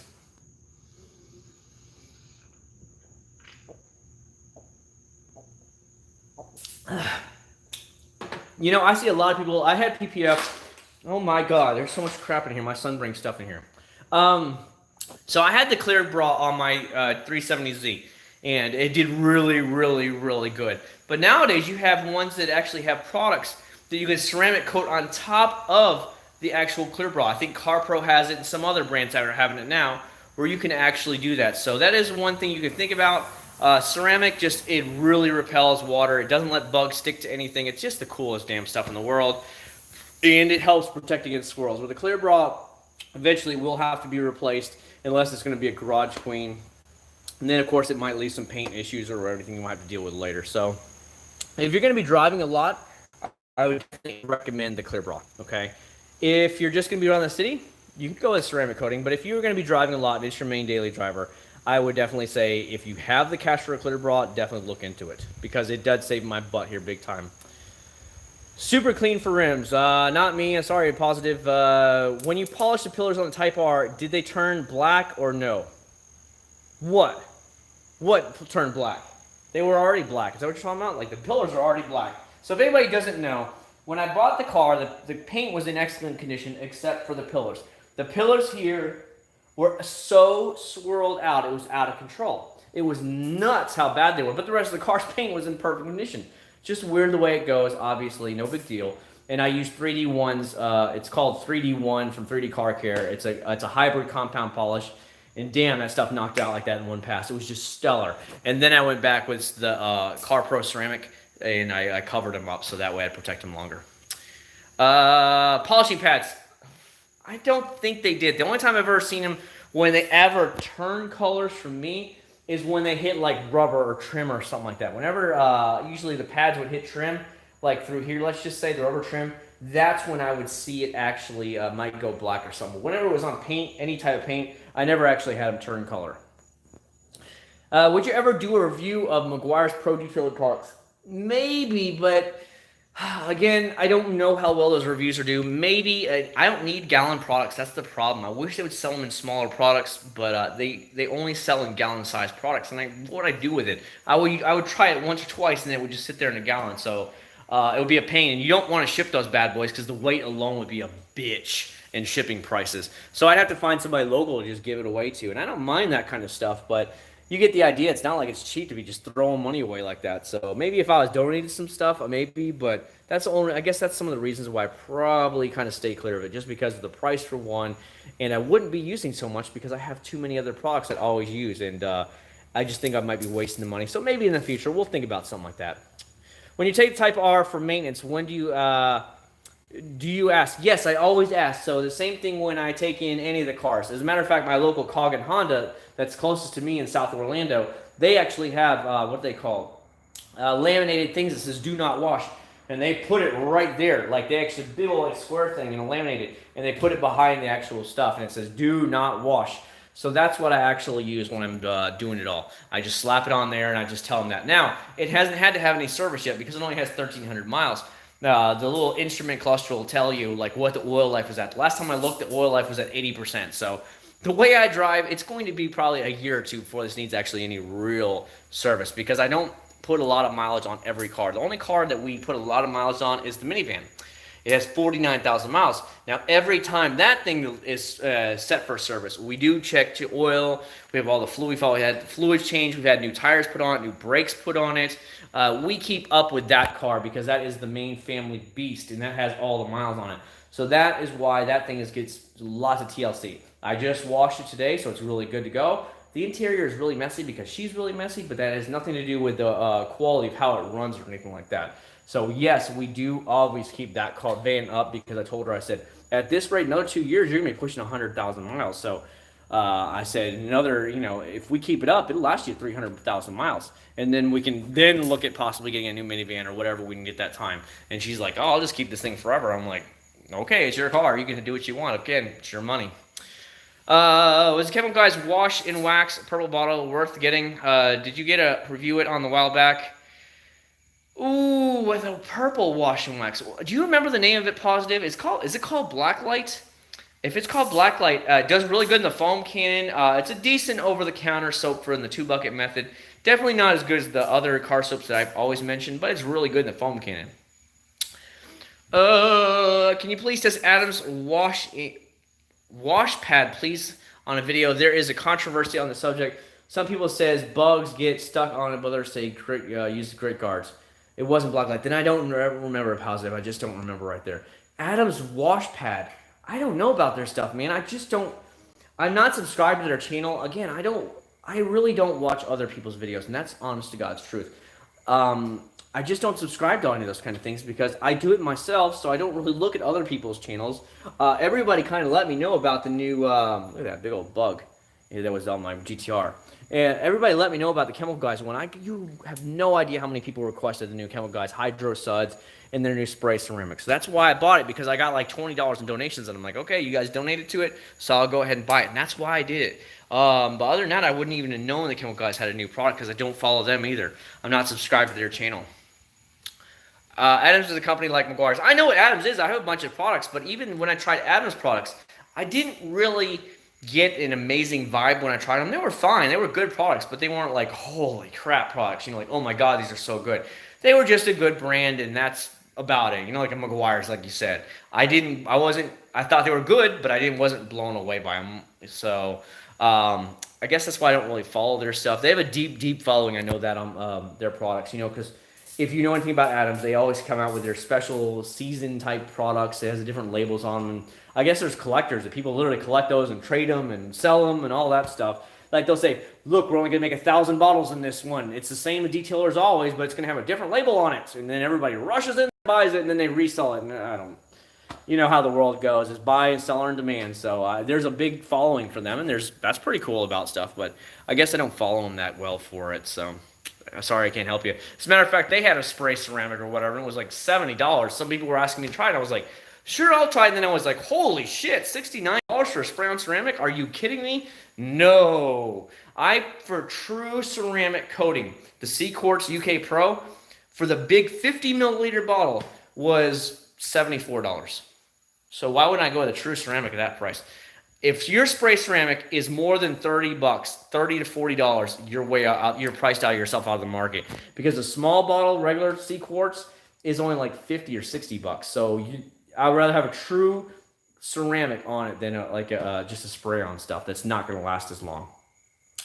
Maybe I could go crack it in a few years if the wife ever wants to keep it forever. I try and keep it protected as long as I can, Aaron. You know me. Actually, the entire roof of the minivan is ceramic coated, and the front passenger driver quarter panel is actually ceramic coated. I always take care of it as best I can, and you know how we are. She likes to keep her vehicles for years and years and years.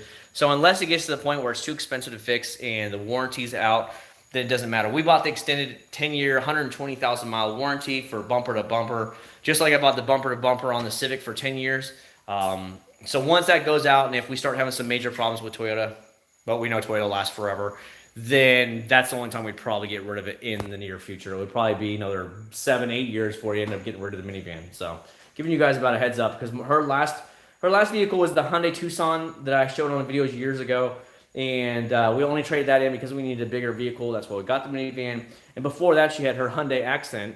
And she had that thing for 10 years since she was in college. So if that tells you anything, she keeps her vehicles for a long time. Culinary is promoting new product released tomorrow. Have you tried the Acc0rd79? I have not, dude. It's crazy. Doing anything with the white Prelude? Sell it? No, it's still there. It's just up there here. I don't know if you can see it right now because it's kind of dark. There it is. You see it? That's the hood of it right there. Hopefully it's coming in thing. It's right there. That is another thing that's going to get repainted. The whole entire interior looks amazing. It works great, but it just needs a paint job. The whole, it was resprayed around 2000, the previous owner told me, and it's all flaking off. It's literally flaking off now. It's just a cheap Mako job. So it needs to be completely taken down to the metal, primed, and brought back up. So I was quoted at $2,200 to do it right. The first time, get rid of dents, stuff like that. And I said, that's fine. I just need to give me another month or two to pay off some last minute stuff and get ready. Because again, we're going on the cruise here, and we'll take my dad, so that's going to probably run us about $5,000. So Though that's more important to me than worrying about respraying the Prelude right now. But as soon as that gets done, you're going to see that on a lot more videos again. You should tell us the Type R light if you have it up in the garage. Yeah, it's already up. Can you see it? I don't know if you can see it. It's all like washed out here because it's so bright. I have a big LED light there, so that's why you're not seeing it. I have a big bright LED kind of light at the garage. Help you guys see better. Hold on. See? It's there. So, yeah, like I said, it's just so, there it is. It's better. The light's trying to get used to it because of how it is. You see all those bugs flying around? Those are love bugs. The big old black bugs. See these things? I don't know if you guys can see it in the camera. That's love bugs. And so there's my Type R light right there for you. But it's on this side. Of course, the GTR is on that side with that light. So same guy that designs them. And then he has a Chinese company, a neon company, actually do it for him. So he designs it. You pick out what colors you want, what you want on it. He sketches it up, and then he puts in the order to the Chinese company, and it literally shows up 3 weeks later. It's usually 2 to 3 weeks later. It's already at my doorstep from China. I'm like, damn, that's fast, coming from China, because it comes like airmail. So it's awesome, awesome. Look at the box. Look at the size of the box that thing came in. That thing is 3 feet long, so it's over 3 feet long. And they next day or like 2-day air that bitch from China. So that's how fast of a turnaround time it is. And I think it cost me $380 with shipping. And I'm like, done. That's no big deal. And in the real world, if I had that done somewhere in the United States, that light would probably cost $1,000 easy if it was done in the United States. So I was like, done. On the way now. I can wait 3 weeks, so no big deal. Leather Turtle Wax Sealant, have it on my cars now. Great products. Good deal, PK. Good to hear it. I like to hear when you all, as consumers yourselves, give me your reviews on products. When you try the products and say, hey, Chad, I like this product or I don't like it. Because then if I don't like it or I like it and we both agree, then hey, what I said was validated. So that's why I like to hear from you guys and hear what you guys thought about products too. I think that's a lot of fun. And I like to read your comments in there. I haven't even caught up from all the comments when I was on vacation or, you know what I mean, when I was taking care of the family. I haven't even caught up on all those comments at all. I'm just like, I'll eventually get to it. Have you ever tried to wax over ceramic coating? No, I don't worry about it. Once it's ceramic coating, I'm not going to do anything else. You know what I mean? That's just the way it is. I'm like, I got ceramic coating on this bitch. This thing ain't going nowhere. It repels and repels and repels. There's no need. If I was going to put anything on it, I'd probably put like CarPro Reload on it or the Hydro over here, which is like the silica spray, kind of like the Mother CMX is a silica spray. So here it is, Hydro 2, wipeless silica spray, okay? It's a little small bottle that comes in the thing from CarPro. Essentially, it's the same thing as Mother CMX, so that's all that would apply to it, just as a little bit of a booster. And again, that still is way cheaper than Chemical Guys. Again, you see where Chemical Guys is, and CarPro is literally a legit professional line. They're based out of Korea, if anybody didn't know. If you let the wife keep the car without you detail the vehicle be trash, yes, it would be nasty in there. You are right about that, Aaron.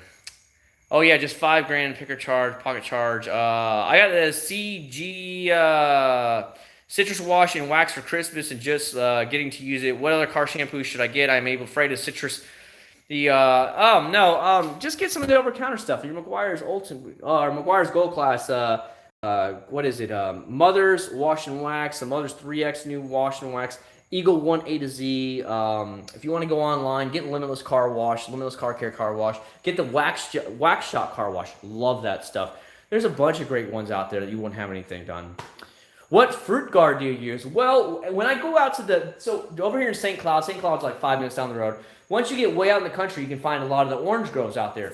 So when I'm actually out there picking oranges around December is when they start coming out. Around December is when the oranges come out. I usually try and get a good fruit guard that really protects the fruit, So generally that's what I do. It's usually, I forgot what company makes the fruit guard, so that's about it. Grit guards, I have ones from, Grit Guard. I have them from like Eagle 1. I have them from, whatever it is, AutoGeek, whatever AutoGeek brand sells. I have a couple of theirs, and they're all generally about the same. They work fine. I know Chemical Guys has their own version of it. It has like a cyclone thing, the cyclone trap, which looks pretty cool. I just never used it because I have like 4 Grit Guards now, so there's really no need for me to buy another one. G35 or 370Z, that depends on your taste. The G35 is more of the classy man's ride. The 350Z is more of almost the kid's toy now because they're so cheap. So if you want more of the classy luxury line, then you got to go with the G. You got to go with the G. If you just want a fun sports car, then get a 350. No reason for you to go crazy. If you have about 500 and you want to detail, what products would you pick for full detail? Obviously, I would say you need to go with some of the higher end stuff. You're going to do it right for 500 bucks. Any of the higher car washes are totally fine, like I've been trying. You want a clay bar, so that's going to cost you another 15, 20 bucks for the good clay bar stuff, a synthetic clay bar.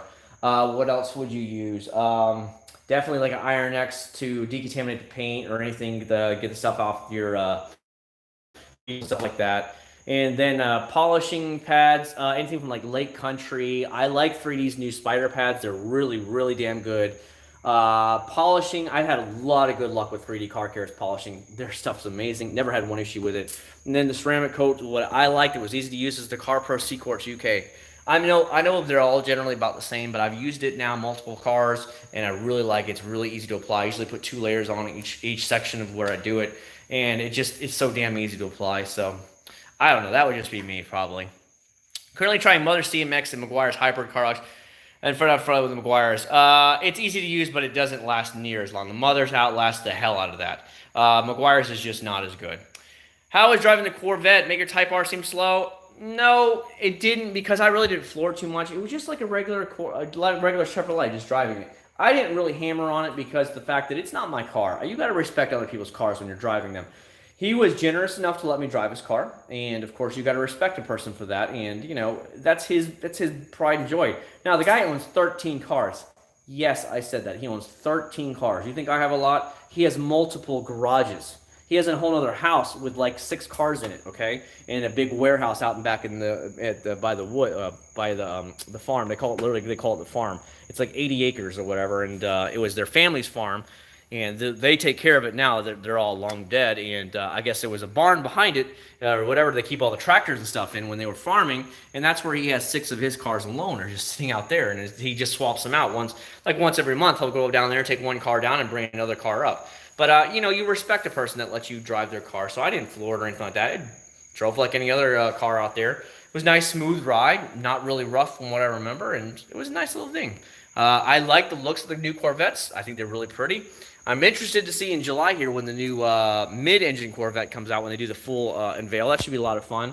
I would not have any problems owning a new C7 Corvette at all. The Stingray, I think they're very nice. And they're not that expensive when you come down to think about it. But do I really need another sports car? No, not really. I think my game plan is, obviously you guys know, is to have this. This will be paid off in a few months. It's almost gone. This will be paid off then hopefully around, let's say, January, February of 2021 is what I'm looking at. So I'll hammer the hell out of this once that thing's gone. And then I will start stacking money because I want to buy another house somewhere, like as down payment. But I'm really feeling the Nissan Silvia S15s. The Spec R Silvias with the Aero package. Ooh, they're gorgeous. They're gorgeous. They were never sold here in the United States. But I think it would be around, what does it have to be, like 2024? It'll be 25 years old, and then I can import one. So, and right now they're only selling for about 15 grand. Now, obviously, as it gets more and closer to being legal, prices will, of course, creep up on those bad boys. I think that would be fun to have. Or maybe like what is it? Is it the EK Civics, the Civic Type Rs from back in the mid-90s, the late 90s? I think that would be fun, too, to type. But we need a bigger house, a lot bigger house for that. Heard that Meguiar's Ultimate Wheel Cleaner can be used as... Yes, it can. You are 100% right about that, positive. When you buy a motorbike, does it include the helmet? No. Not unless the dealership has a deal going on. But I bought... Let's see, I bought my first 2 bikes used. As you guys know, I bought my Ninja 250. I bought it used. They did give me a discount because I bought that day. So they're like, if any of your equipment you want, it's like 25% off if you buy it today. So I bought my first jacket from there. I had a Joe Rocket jacket. I still have it. It's blue. And I bought that like 25% off because of the fact that I bought the bike from them that day. I think I bought my helmet. I don't remember if I got my helmet there that day. It was HJC, like a basic helmet, but it was heavy after a while. So I upgraded. Now I use only like the racing helmets because my neck really hurts after a while with like riding for a long time. And the weight of the helmet just was like, ugh. So it's crazy when you weigh them side by side versus like a true like carbon fiber race helmet. Oh, Jesus. To me, it's worth the like almost $1,000 to pay for those bad boys because my neck doesn't hurt anymore. And that's what I really want. So that's why I use all those. Calling me crazy, but the new Toyota Camrys are beautiful. Hey, whatever floats your boat, brother. Ain't nothing wrong with that. You might like fat girls. I might like skinny girls. We might both like chubby girls. It's okay, and it's whatever floats your boat in the end. Do you do a general dollar detailing product video? Maybe in the future. You mean Dollar General? Dollar General video. Yeah. And I generally really not a fan of Toyotas. However, seeing a come on, I'm trying to read more comments. Seeing a what? Seeing a what? Am I supposed to seeing a woman on the beach? Seeing a man on the beach? I mean, I don't know. You can't leave me like this. There it goes. Oh, new 2.0 manual sport Acc0rd. Yes, for sure. I don't know why YouTube was taking a while there to go fully get through. I was like, oh, go. No, I actually drove the fastest Type R, I'm sorry, geez Louise. The fastest Acc0rd sedan with the Type R engine in it. And it was a quick little car, tons of room. Loved it a lot. But I really wanted the fun of the Type R. Let's be real here. For a couple grand more, I got a Type R, and it's something that's more unique by far. It's faster. It turns heads everywhere you go. It's very rare for the most part. You rarely see a Type R on the road. And the resale value is obviously going to be way higher than a regular Acc0rd. So to me, that's why I went there. And the 4-door, I can get behind myself and still have tons of leg room. Where we don't even want to talk about the GTR or the Prelude. I can't sit behind myself. Your knees will be cut off. They'd be dead. And I mean, that's not good. So here, I'll even try and get in here. If I don't hit the GTR, please don't hit the GTR. All right, so I gotta move some stuff over, okay? Because we have the Type R meet, so I brought a bunch of stuff. So bear with me, guys. So the front seat is set to my settings, okay? So I'm gonna get in the passenger seat behind myself, okay? Sorry, I had the door like really squeezed in here because I don't want to hit the GTR. Okay, so let me move the microfibers. Always bring microfiber towels with you when you go to car shows. Wipe your car down. Make sure it looks beautiful. You know what I mean, guys? All right. So, hopefully you can see it. Let me spin the camera around. All right, so you see the back of the seat here. I'm behind the driver's seat, obviously. Look, there's my knees. I have, what is that, 2 to 3 inches there between my knees and the back seats here. See that? Let's show one for you guys. That's the back seat up here, and there's my knees. Look how much room there is. You know how many cars I jumped into that I would sit behind myself, and my knees were like this, all up on it, and I was like, oh, God, trying to creep in here. I couldn't even get my feet in there. That's why I like the Civic Type R. Like, I'm so comfortable. These seats are reconnecting. I guess it didn't like me inside the Type R. It was like, no, go outside the Type R. So I apologize. For all you guys who young bucks who don't know, the Honda Accord from the 90s was the same size as this, if not smaller, okay? Accords have only gotten bigger and fatter, and the same thing with the Civics. The Civics used to be super small. Now they have to have a Honda Fit that's super small. Even the Honda Fit is starting to be big and bloated. And so I guarantee you the Fit's going to get bigger, and then they're going to have to make another micro-type car that's like a cheap thing. Because the Civic was the cheap Honda car that they made. And way back in the day, it was the cheapest of cars that they made. It was the smallest little EcoBox car. Now it's like a mid-sized car almost when you think about it in comparison. If this was sold in the early 90s, this would be a full-size car. I guarantee it. Your Buicks, your Cadillacs were this size. It's just mind-blowing. How much Limitless leather on Black Friday? I don't remember. The cool thing about Limitless and all those guys is when they do their sales, they'll do like 30% off, 35% off, and then they'll do free shipping. That's when you want to pick it up. I always recommend whatever company you're interested in online. I don't care what company it is because nobody pays me. Follow them on Instagram, follow them on Facebook, whatever. And wait till they spam a killer deal like that, 30, 35% off with free shipping. As soon as you see that, buy gallon size. Whatever it is, buy gallon sizes because you're going to get a killer deal. And that's what I always recommend. Because, like I said, pick out whatever product you like the best and buy a shitload of it. You know what I mean? I bet they are, Lux. I bet they are removing the things. If you buy a car, would you pick fast fun versus smooth ride? It depends. The minivan is 300 horsepower. That minivan is 300 horsepower V6. It is quick, but yet at the same time, it is so much damn room and is so comfortable on road trips. Those seats are like, when you get in them. It's great. Love Toyota seats, by the way. Love them. So it all depends. For a family car, I would want something that's a lot more comfortable. But for a fun toy car, I would want something that's a lot more powerful, and I would give up the comfort for the power. Hopefully that makes a lot of sense for you guys. So, sorry, I had to lock my wife's minivan. I forgot. I don't think I locked it. I was like, you know how it is, you put your hand in between like the handle when you're washing it with the mitt. I was opening the doors, I was like, oops. The slide door would come open on me, and I was like, oops, didn't mean to do that. Oh shit, they're getting it on, bro. Look at that. They're getting it on. This is why they're called love bugs. Oh yeah. They're like, don't watch me. Don't watch me. I can't perform while you watch.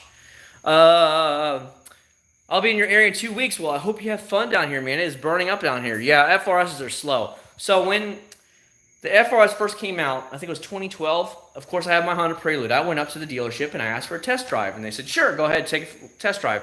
I floored it around and I'm like, this ain't no faster than the Prelude. This is the same power as the Prelude. This ain't shit.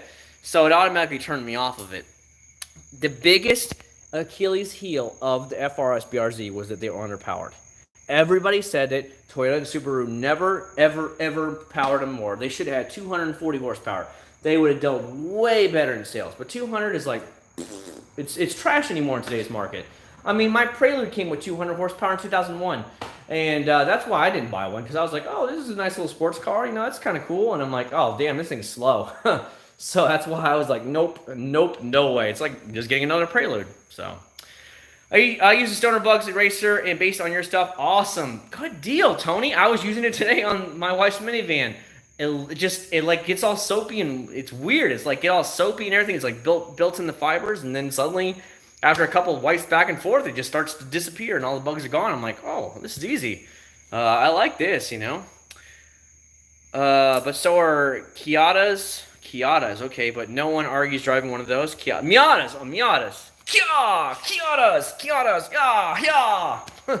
I don't know, man, just having fun with you. Take out the airbag label, though. No.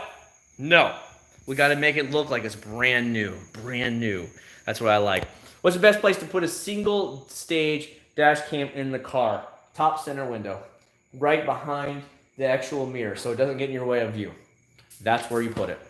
As a matter of fact, I have the dash cam set up for this car. I've just got to go install it. I need a weekend where I can just install it really quick and be done with it. That's the next thing. Damn, that bug just took 2 shots with that bug zapper. I don't know if you heard that. It was like, it was gone. Favorite spray detailer. Oh my God, there are so many out there. I still really like Meguiar's spray detailer, over-the-counter stuff. I like Turtle Wax's spray detailer, the Ice spray detailer. What else do I like? I still use a lot of Mother's California Gold spray detailer when I'm detailing the cars, especially Clay Barnum. I use that a lot. I buy it usually almost exclusively. So if that helps you out any for over the counter, there's really just that's all I really see. I don't see that much of a difference between a lot of detailers versus one or another. So I don't like try and have anybody spend their money. I just want to see something that gets the job done and that works and that you're not going to break the bank on. You know, if they all do the same thing and there's no real difference, then who really cares, you know? 86s are slow, but they are cheap, just like a Miata. You know, Miatas, though, is a different whole ball. You know what I mean? They're so tiny. They're hairdresser cars. They're just a fun little tiny sports car. So you got to forgive them for only having, like, 170 horsepower. So it's like, whatever. They're little tiny light cars. So as long as you're okay with it, totally fine. That's okay, Dalton. My very first car was a 1988 Hyundai Excel hatchback. That mother had like 80-something horsepower, okay? It's what I learned to drive stick shift on, and it was slower than balls. You tried get on the interstate when you know 70 miles an hour, you are flooring it. I mean, pedal to the floor. By the time I merged on the interstate, I was only doing between 50 and 60 miles an hour. And I'm merging in with cars doing 70 and 80 miles an hour. It was painful. Yeah, it was amazing gas mileage. It was like 30-something miles, 40 miles a gallon, that bad boy. But it was painfully slow. And I said, I'll never, ever, ever have a car this slow again. And so I didn't. My next car was a Chevy Beretta, and I think it had like 150 horsepower. And so it was a big difference. And I was like, oh, I can get up to speed now. So it's been a lot thing. Honda Fit 2nd Gen. It's getting really hit up there. Here, Jersey 2, supposed to be on the hitting 87. I don't wash the car properly without drying within minutes. What I normally do I tell all my friends this, or any of you guys out there. They're like, Chad, how the hell do you keep from water spots? I literally keep soaking the car down the entire time I'm washing it. I whip the hose out. Let's say I just finished the hood. I will spray down the entire car again. Then I do maybe the fenders, or I do the roof. I spray down the whole car again. Basically, I continuously keep the car wet so it never has a chance to dry and cause water spots. As soon as it was dry, though, as soon as I was done, I rolled it right back in here. That's why, I don't know if you can see, the floor is actually wet. I don't know if you guys can see that. The floor is all wet. And it's because the car, it was so hot. It was like 91 degrees today while I was washing it. I was really worried about that, so I rolled it in here immediately and I dried it off. Now, when I washed my wife's minivan tonight, it was already like in the low 80s and it was already, the sun was going down, so it didn't matter. I could leave it out in the driveway and I don't have to worry about the sunspots. Air freshener. I like those little aerosol, the little air can things, the what do you want to call them? The little car bomb looking things.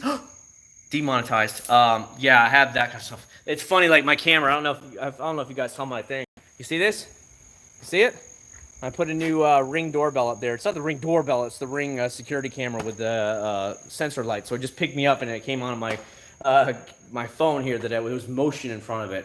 So it lights up, all the lights light up, and it automatically notifies it and records it. So let's say anybody was like trying to mess with my cars and came up anywhere near the driveway. Seriously, I have it right now set so if somebody's driving by or just starting to get anywhere near a house, it automatically starts notifying me and recording it. So it's pretty crazy. So I have the Ring doorbell, plus I have that up there, and then I have 4 cameras inside the house from ADT Alarm. So everybody says, well, don't show your address. I'm like, Jesus, I can record you from how many different angles. And on top of that, most of my cars stay in the garage that I really, really care about. And then on top of that, if you're really going to break in, well, now you're in a Second Amendment right to whatever, defend yourself state. And, you know, that's on you guys if you really want to really stalk me that much. But I've never had any problems over YouTube over the years. Even the big YouTubers, they might get messed with or pranked with, like ordering pizzas and stuff online and shipping it to their house. But nobody's ever actually like messed with their cars or messed with their house, like trying to break in or anything. The gross garage speed time probably more than due to the quality spray nozzle. Best and easy to apply ceramic coating. Frankie, when it comes to ceramic coatings, if you're using a true ceramic, they're almost all about the same. All these spray-on ceramics, they're all going to be like SiO2s and all that, titanium and stuff like that. They're not a true ceramic coating, okay? But generally, a ceramic coating is a ceramic coating. The ones you put on the little applicator blocks and you apply it on there, that's all the same, okay? You just put it on the, it has a little microfiber pad, a little towel that goes around it, and it wedges in there, and then you just put a nice little line of the product on there, and then you just go back and forth in a crosshatch pattern, and that's it. Generally, there's nothing more you have to do with it, and it's pretty simple other than that. So hopefully that helps you out. A lot of people are scared about ceramics. Ceramic is easy to apply, very easy to apply. The one thing you have to do is prep. You have to wash it. You have to clay bar it. If you're going to use some decontamination like an Iron X or something like that to get all any like metallic contamination left in there out, it's all about then getting the swirls and scratches out the best you possibly can. You want to leave it at as close to 100% swirl free and scratch free as you can, because once you put it on there, that sucker's going to stay in there for years and it's going to still be there swirled up. So as long as you know that, applying it is actually very easy. Colonite 845. I have not used it, but I've heard nothing but wonderful things about it. I do have the product, but I just haven't gotten around to trying it out yet, though. I mean, hell, you got to try the P&S bead maker before I did. But it's just because of the family situation when I had to go to Illinois, so that's why. But I'm very glad that you actually did get to do it. So there you go. Is it wax or on sealant? Is wax on sealant all right? Yeah, you can do that if you want to, but there's really no real reason why you'd want to, but it's up to you if you want to, if you want to add some extra protection to it. So yeah, you can put the sealant on first, and then you put a wax on top. It just maybe like a topper thing, but there's really no real reason to put it on unless you want just extra protection.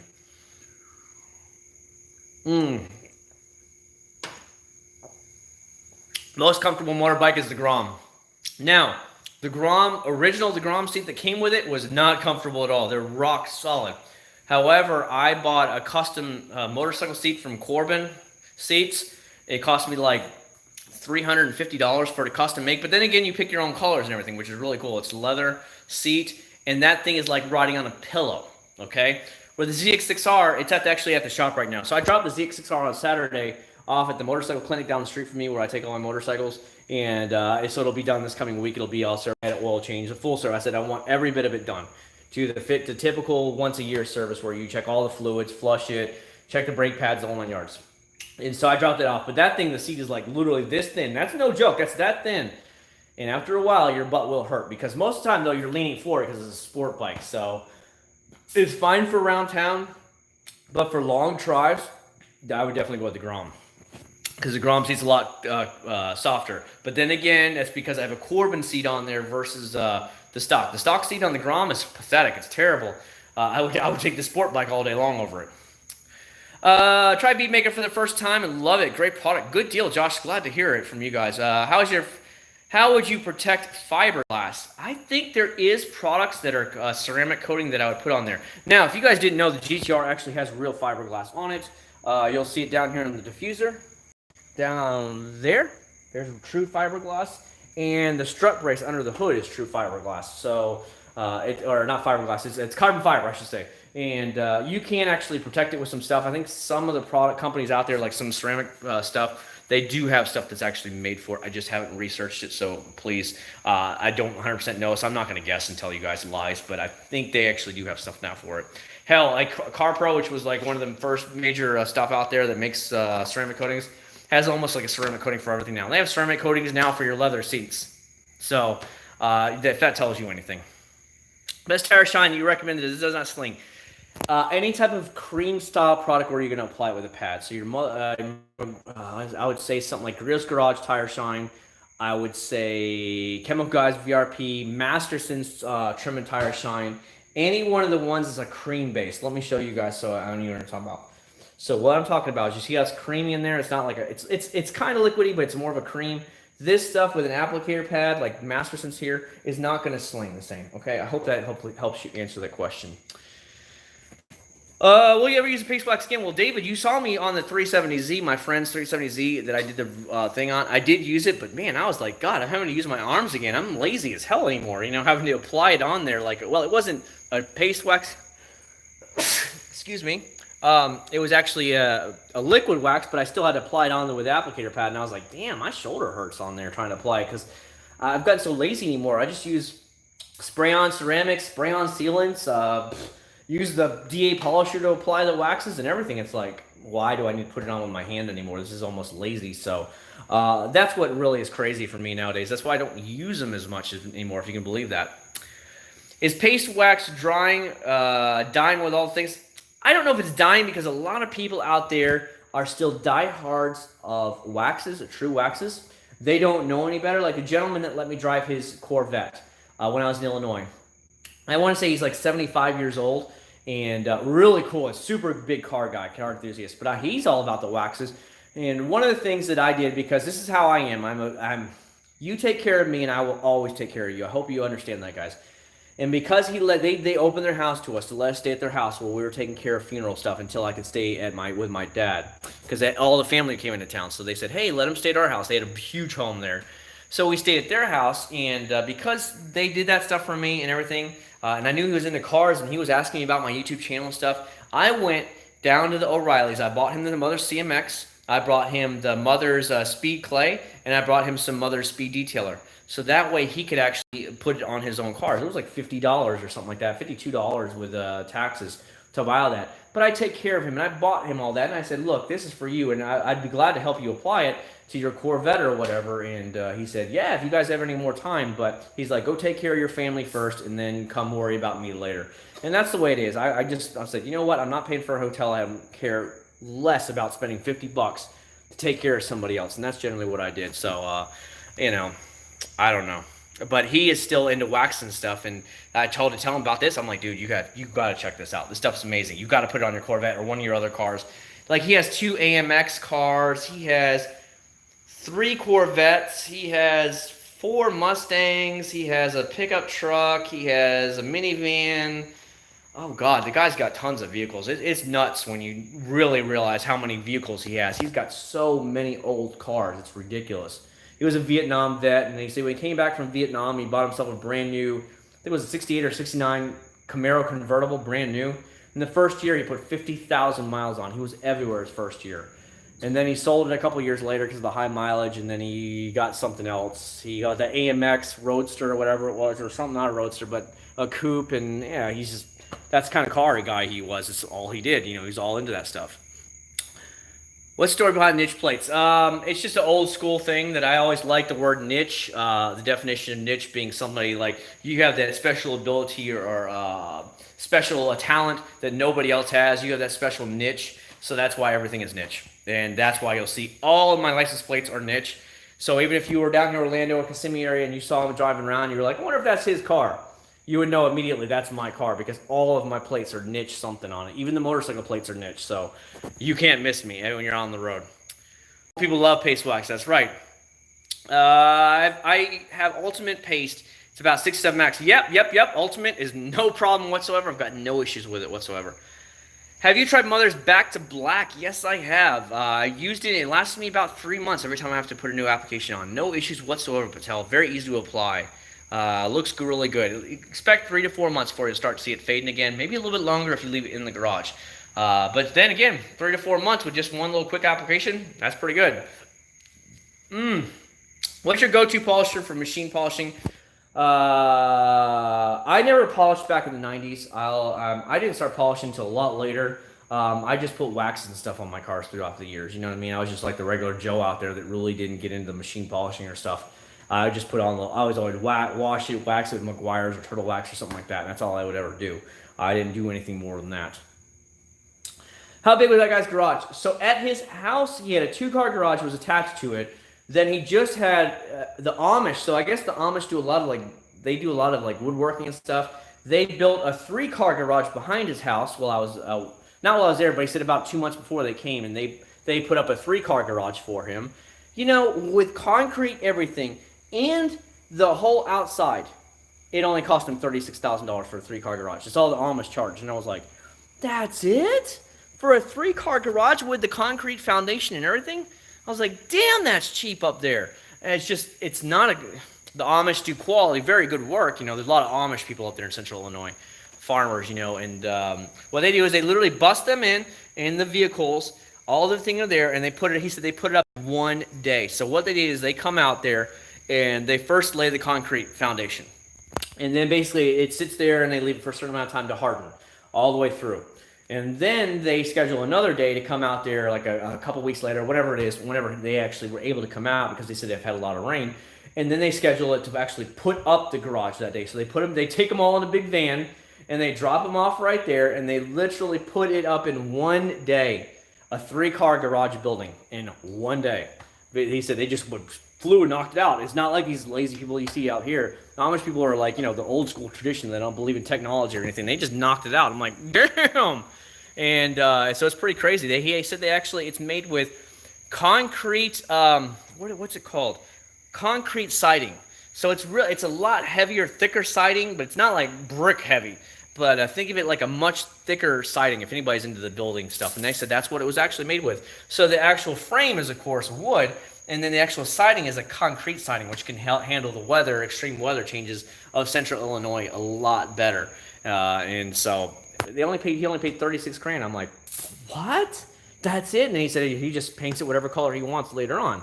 And I'm like, dang, that's cheap, man. But in my neighborhood, I couldn't build it. We don't have the land. The country club or the number 1 hole is right behind our house. So we have no more land behind our house. In the front, you'd have to have the HOA's permission, and they sure as shit ain't going to let us do it, which is why we're looking to move out of this house. I'm a novice, so can you explain the difference between wax sealants? So wax is more of a traditional carnauba-based wax. It's natural product, stuff like that. So you're from your Brazilian carnauba, okay?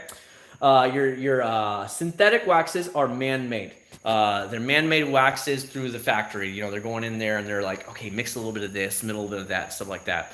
And that's what kind of wax it is. A sealant is like it takes it to the next step beyond a wax. So it is a synthetic.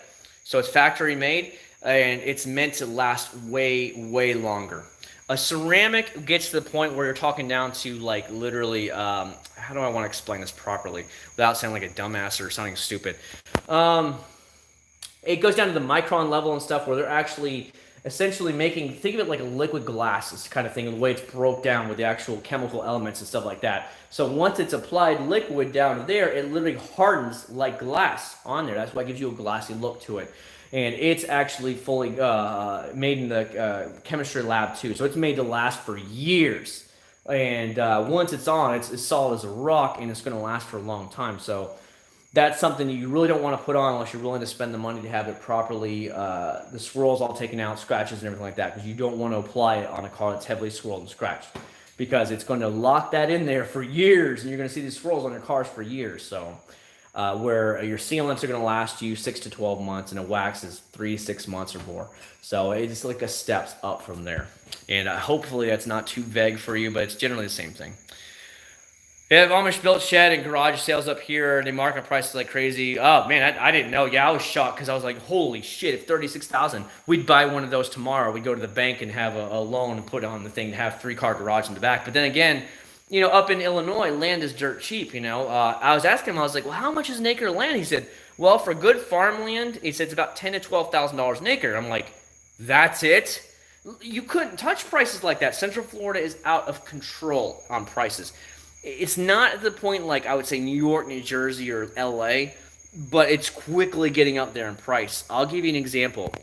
We have looked at some lakefront lots, and it's not even a half acre, and they're asking $300,000 and $400,000 for less than half an acre just because it's on the water. And then you got to pay to build your house. If that lets you go like, holy crap, that's the difference. But in Illinois, you can just buy a couple acres for $20,000, $30,000, and you had to do whatever you want on it and have plenty of room to build or whatever you want. And that is the difference. Prices here are going out of control. There was lots across a street from our neighborhood. There's like, it's kind of like agricultural area that's left agricultural, where everybody either has a 5 or 10 acre lots, and they're asking like $400,000 for those 5 to 10 acres. So it's pretty expensive around here. So unless you go way out in the country outside of the big cities in Florida, you're not going to see those cheap acreage prices. They're just too expensive. Most of the time you're going to see acres at 30, 40 grand an acre here. So it's like, that's nuts. Synthetic oils and scents, what's your go-to? For longevity, I like sealants and ceramic spray, stuff like that, or true ceramic. Just because of the fact that I don't want to have to go out there all the time and always do it. Now that we have the technology where I can do it like once or twice a year and be done, versus waxes where it's only going to last me 3 to 4 months. I have to keep out there and do it again. I like that. I don't have to do it so much. So that's why I'm leaning more towards the synthetics, your spray-on ceramics, whatever you want to call them, SiO2s, or a true ceramic that's going to last me for years, you know, that kind of thing. So that's where I'm at right now. Good affordable sealants. Stoner Car Care makes a really good one called Visible Shine Sealant. It comes in a tube, and you just spray it onto your, you just apply it to like an applicator pad, and you apply it on. It's super easy to remove as well. It's only like $20. You can find it on Amazon. Go look up Stoner Car Care Visible Shine. Chemical Guys Jet Seal is pretty good, but it's about $35, $40. Masterson Shield one was fine. It did pretty good. What other sealants? I have two more sealants as well. I do have the new Jack's Wax Spray and Seal here. I haven't tried it yet. One of my buddies gave it to me right before he left. Jack's Wax. A lot of you guys probably know about this company, but I haven't been able to try it yet. And I do have that. Obviously, if you want to go more polymer synthetic sealant, this is probably the king shit right here to get right now. It's from Double Black, Rennie Doyle collection. It's called Bead Maker. From P&S Bead Maker. That's what the company is P&S. This is probably what you really want to go to right now. This is the end-all be-all. Even in the Facebook groups for detailing, that they'll worship that. They worship that product. So if all of the know-it-alls and stuff are worshiping that product, then you're probably pretty good there. So and that's only like $11 or $12 for a bottle. So please understand that's a really good deal. I would definitely say go with that product if you're going to order some. Lanier Interior BC is cheap too, but it's still all forced. It takes a stupid amount of work to clear just to build a house. We're actually going to be, because you're saying you're from BC, and we're going to be in Alaska here in the thing, and we always stop. You know, the cruise ships always stop in either Victoria, British Columbia, or they stop or they start in Vancouver, and it's really pretty up there. I enjoy getting to see the big Rocky Mountains and stuff, because obviously here in Florida, it's all flat, and it's very hot and humid right now. It's so humid standing in this garage hanging out with you boys. And I'm ready to see Alaska. I'm ready to see the cool weather again. Like when I was in Illinois, when I first got there, it was only in the 50s. 50s and 60s. And then by the time I left, it was 80 degrees. It was really weird. They had a cold front. And I was out there doing all the yard work in my grandma's house, and when my dad got a new mower, I put it together for him, and we were mowing, we were edging, we were putting down new rocks and mulch and everything, putting new plants into her house, everything. And I was like, this is great. It's only like 65, 70 degrees. Let's go do yard work. Here, it's 90-something degrees. The day I got back, the yard was like a mile high. We got a letter from the HOA that our yard had to be mowed or else and all this bullshit. So I got out there and mowed it, edged it, and weeded it like at 8:30 in the morning. I was sweating my tail off because it was already well in the 80s. And I was like, hurry up, get done. And so my yard's perfectly detailed now. If you saw my Instagram, it looks really, really good. But I didn't really want to get out there and do it. Let's put it that way. Property cost per acre and property tax here is constantly on the rise. Property tax that's because you live in Jersey, and Jersey's a shithole. That's why everybody's moving down here. I mean, literally everybody's moving to Central Florida from Jersey and New York. It's just, comparatively, it's dirt cheap. And that's why everybody is flooding in here. It's mostly Puerto Ricans and Latino people, but it's just so damn cheap that why not come down here? And that's what they're seeing. They're seeing jobs everywhere. They're seeing it's cheaper here. And then they come, well, the jobs don't pay as much. And I'm like, but you're paying a third of what it costs to buy a house here. And you don't have to pay state taxes here. You don't have to pay any of that. Your taxes are way less. So yes, you make less, but it doesn't cost you near as much to live here. So people are absolutely flooding here because taxes, and it's just cheaper to live. So they don't mind making actually less money here because in the end, that's what it comes down to. I haven't tried the Power Lock at all. I've heard a lot of good things about it. Salmon Tire Shine. Never heard of it. What do you think about Guire's Fast Finish? It was very good. I really, really like it. I actually have it right here. It's like a spray-on sealant. It's right here. See it? So I still have it. It's a really, really good product here. I really liked it. No complaints whatsoever. Easy spray-on sealant. Definitely going to buy 2 gallons of bead maker once my bottle finishes. Well, there you go. A lot of people swear by it. Swear by it. So many mobile car detailers use a P&S bead maker. It's amazing here. I live up in the mountains, tons of snow, and yes, Honda Fit, but still, we are in the middle of nowhere. Power is shoddy, internet is meh, and our water system is awful. Well, you live out in the country, I guess. I want a small house in, like, Montana. Just a small house, like, you know, a 3-bedroom, 2-bath house, and be, like, 1,800, 2,000 square foot. Now, I know for some of you guys, it'd be like, oh, that's huge. Because me, I didn't grow up in a big home either. The home we have here is 3,617 square foot. This house that I'm in now. And we're looking at a home in Oviedo, Florida, to move in the next 6 months if we can get it down to the right price. We're just waiting on the owner to like get desperate to sell it. And it's 5,400 square foot. Okay, it's a monster home, and it's 5-bedroom, 5-bathroom. So and a 4-car garage, 2-car carport. It's a massive home. So that's where we're looking to move to. And he wants right now $895,000 for it. So for all you guys up in Jersey, we're like, oh, 5,400 square foot for only that much. It's the truth. It's that's still a lot, so that's why we're waiting. We want to get it closer to 800,000. My wife says we're taking it to 800,000. She's like, we are not going to wait.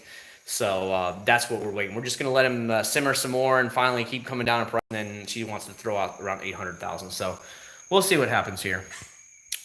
I swear, all the people moved off of my HOA street moved. I told you. That half the neighborhood. Right across the street, Dominicans. They moved from Jersey. They're from Indiana, my next door neighbors. The neighbors past them are from Pennsylvania. I think she's from like California or something like that. The people next door from Puerto Rico by way of Brooklyn. They went to Brooklyn. The people past them are Spanish. The people past them are Spanish. The people at the corner are Puerto Ricans. The guy next to them are from Chicago. Nobody's from Florida. When we first moved here, they were like, you guys were born in Florida? And we're like, yes, we were born in Florida. They're just like, no way. Like, I shit you not. Puerto Ricans, they are from somewhere up north. I don't know. It was like Michigan or something like that. He's Taiwanese. Their whole family's like Chinese or Taiwanese or something like that. The people next to them are from New York, Long Island. This is their winter house. It's just everybody's from New York, New Jersey, or up north. Nobody's from Florida that lives in this neighborhood. It's just nuts down here, Kissimmee. For sure, Will. All snowbirds, man. P&S Bead Maker versus McGuire's Ultra Fast Finish. I haven't tried them against each other, but the P&S Bead Maker seems like it's getting a pretty much nod from a lot of the big pros out there. Thoughts on Adam's Iron X? I have not used it. is I have not used it, but I did use the actual Car Pro Iron X. You're going to see it. See, I have it right here. I used it on the Preludes wheels, and it does a damn good job. God, that stuff stinks. It's in the bottle. I didn't even squirt it. I'm this close away, and I can still smell how strong that is. Ugh. Ugh, it smells awful. I'm like 2 or 3 inches away, and I can still smell it. I went to Clay Bar. Yeah, either one, or if you want to use a substitute, get Meguiar's Ultimate, because it essentially can be used as an iron remover on your paint. Meguiar's Ultimate Wheel Cleaner. Just get that, so it'll save you money. Puerto Rican is the name, muy bueno. Dude, positive vibes, all you gotta do is move to Kissimmee. Kissimmee, last time I knew, Osceola County in the last census was 70% Hispanic. We didn't know before we moved here. 70% Hispanic. All you hear is Spanish down here. So if you're good in Spanish, this is where you need to move to. If you're not good in Spanish like me, it's not that great. You know what I mean? You're going to be like, what? What? What? You know, and that's just the way it is down here. You can get duplex for $700,000, $1,500 Seattle. Ugh. Yeah, actually, matter of fact, Dirt, well, I think we're going on the cruise ship out of Seattle. It looks like we're doing the Norwegian Joy at the end of June. We really want to get on the Disney Wonder, which goes out of Vancouver, but the price on Disney is through the roof, so we're kind of holding off for that last minute there to see if there's going to be a last minute, hey, just pay us whatever and you can come on the cruise, because as last time we knew it was the cheapest week in June, was at the end of June, so we're like, okay, maybe they're going to get desperate, because we got a call from them right before my grandma's funeral from the travel agent saying, look, Chad, if you can leave at the end of May, it's $2,000 cheaper. Disney just wants to fill up the ship, and it's $2,000 off right now, and we're like, yeah, we can't do the end of May. So that's what we're kind of hoping on. I said, look, I will buy it next Friday. I already called the travel agent. I said, see if Disney comes out with something for the end of June. Dirt cheap. If it is, we're going to take it. If it's within, $500 to $1,000 of Norwegian, we're going to take it. No questions asked. And that's what we're doing. We're just kind of waiting. But I said, I have to pick it up by next Friday. That'll be a month out. I have to buy it because we have to buy plane tickets. What's up, Kevin? How you doing, man? Yep, all these guys are retired guys who are moving out of their big houses, selling them for $300,000. Yeah, that's what happens here. I'll give you an example. The average house in our neighborhood is probably around the 400,000 range. So, and it's pretty big. It's like 3,000 something square foot for 400,000. And people are coming down from New York with these little tiny homes and selling them for 400 grand up there. And then they come here and have a badass home in a country club for the same price. So we're seeing a lot of that here. And they're kind of trashy. I don't want to say like rude would be like trashy, but they're kind of trashy. Like their yards look like shit. The HOA's all over them. And they just drive dumpy little cars, and you're like, okay, well, obviously you can afford it, but now you got to keep it up. This isn't the slums of New York. You got to kind of keep up the house a little bit more, and so the HOA's been going nuts. They've been going nuts on us too. And I'm like, dear God, I was just gone for a week and the grass got like that high and we got to write up for it. I'm like, oh, I can only imagine some of these other houses that don't take care of their houses much. We're a 4,000 square foot home, painted heat, but the house is a town for 450,000. We are 100 years old. Yeah. I loved your comment about turtle wax. This is 1980s people. Turtle wax is changing. It really is, Aaron. I have seen them get better and better. I've been to Turtle Wax's headquarters up there in Illinois. Very nice people. Very nice people. They are really busting their balls to try and change their image that they had for so long in the 80s and 90s being the cheap junk. They are busting their tail, and that's the problem. Once you've burned your reputation, it's hard to gain it back. Like, what if I lied to you guys about everything, and then suddenly I started telling the truth? It's really hard to believe that person, am I right? And basically, that's what happened. They made cheap stuff for so many years that they're really trying to correct that and make better products. But the problem comes down to, for so long, they made cheap stuff, so now people are scared to try them, and they just make fun of them. But they've never tried a lot of the new products. Now, I know that a lot of people are starting to find that the newer products are a lot better, especially the Ice line is really, really good. It's getting up there close to Mothers and Meguiar's, but when people are burned on what they thought Turtle Wax was in the past, they're scared. And, that's why they're trying to get the word out that they're not the same company anymore. I need a new off-the-shelf tire shine. Any recommendations what I should get? It depends what you want, high shine or low shine. CJ, I'm teetered, got a part-time job detailing a local Ford dealer, detail my car weekly. I'm thrilled. Good. As long as you are happy with your job, that is the biggest thing. I will tell you personally right now in my life, I am so sick of my job. Okay, I've been with my company since I was 17 years old. I'm 39 years old now. I don't want to go there anymore. I don't want to be there anymore. I'm over the job, okay? It's not the same company I started at in 97. It's now a publicly stock traded company. They don't give two shits about their employees. They will run over you, and they're always understaffed, and it's always about numbers, numbers, numbers. It's not the company I loved back in the day. And I just don't really want to be there anymore. So I have been seriously considering, I think I am for now. I've almost decided now. I'm going to go ahead and get my private pilot's license this fall once my son starts school. So I'll take the classes during the day. And then a lot of the guys in the GTR clubs are actually professional pilots for we're talking Southwest, JetBlue, FedEx, and stuff like that. There's 3 of them just in Central Florida alone that are actually commercial pilots. And the one, he's very adamant about me becoming a pilot. And he's really trying to talk me into going to flight school. And I told him about the situation, but I told him my wife wanted me to wait because, of course, it costs money to go to flight school. And she said, I want you to wait until her student loans for med school are all paid off. Well, they'll paid off here in a few months. And he said, okay, then I want to get you into flight school. So I thought about just getting my private pilot's license for now, and at least so I can say, hey, I can go out and fly a little Cessna or whatever from there. And then if I'm enjoying it enough, then taking it to the next level and getting all my certification to then get my hours so I can actually maybe start working in like a little a cargo business, or then work my way up to commercial airliners from there. Because you have to have it's all about, you have to have a certain amount of flight hours, et cetera, et cetera, et cetera, before you can even apply. I think the minimum is 1,500 flight hours before you can even apply to like a regional airline to start shuttling passengers back and forth. And then you're only like a first officer making like $25 an hour. $25 an hour in an airline world is chump change. That they're making their bread and butter off you. Where once you get to a 747 and you're the captain of the 747, we're talking you're making I think it's like $200 or $300 an hour. You see the difference. So, but those guys have 25 years in with the airline, and then they finally get bumped up to a 747, and that's when they're making the huge money. $300,000-$400,000 a year. So that's my own thing. I'm very scared and nervous about it. But if you are happy with your detailing job, then more power to you. I'm more scared of taking that leap because I've been so comfort. I'm in that comfort mode now at my job where I just hang out there all day long and I get paid, and I'm just like, yeah, whatever. So it's a very big leap from who's been there so long. I'm like, I don't want to step out of my comfort zone, you know what I mean, and take that chance.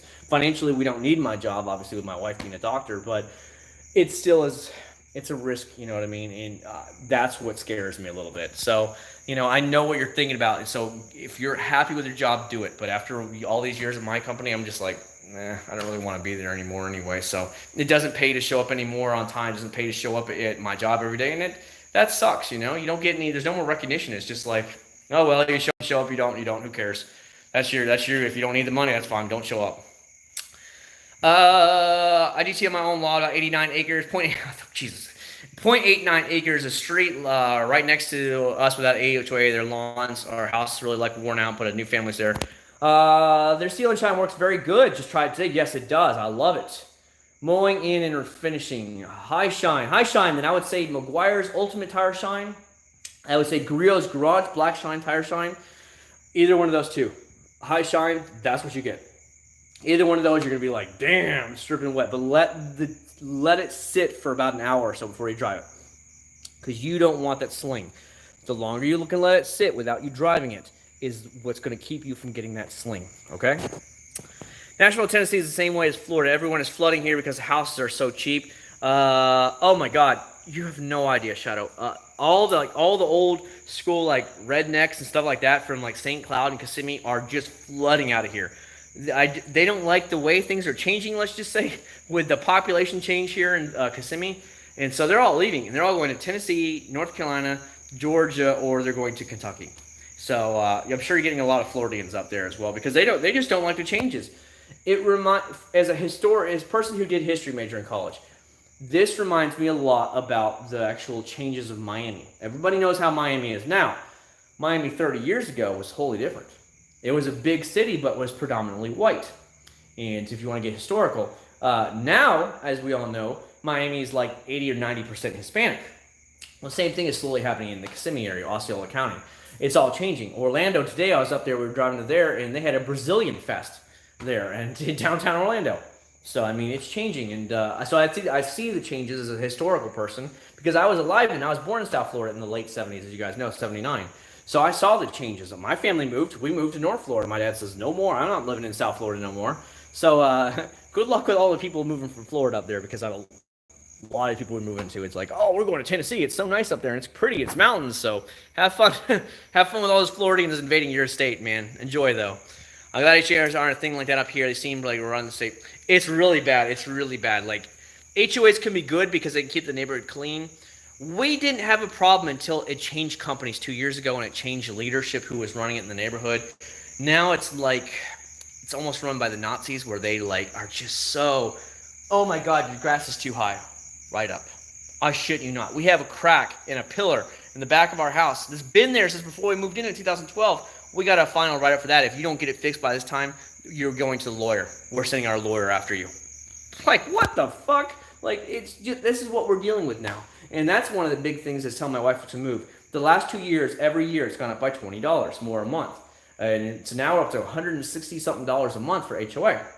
Now they're talking about, they're having a vote sometime this month, or if they might have already had it, to actually raise the prices again for next year. You're going to hit a point where people are leaving. We looked at some beautiful homes in a town called Windermere, where the rich people are on that side of Orlando, and there were some that are $250, $280 a month just for HOA.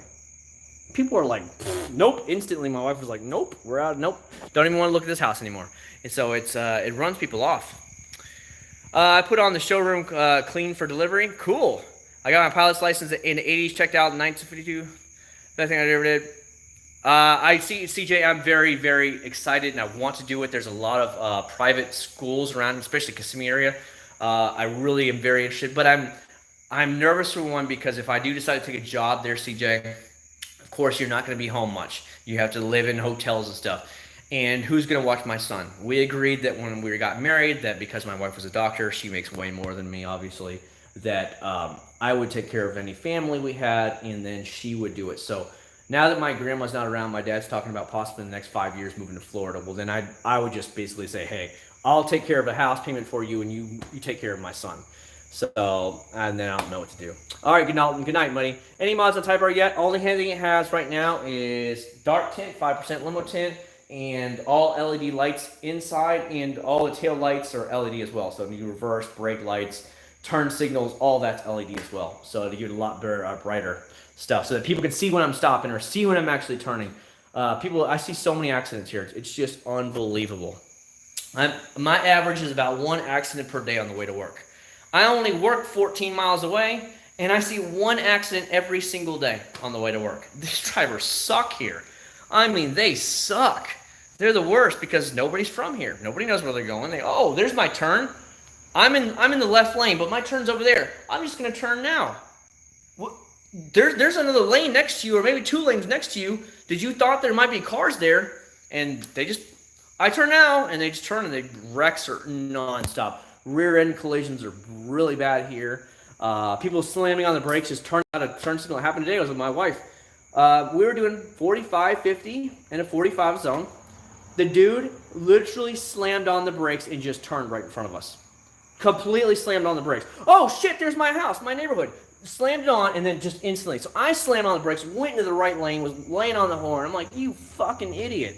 And this is what they have here. So the accidents are horrible. If I wasn't paying attention, I would have rear-ended them. And that's just what happens here. So it's crazy here, man.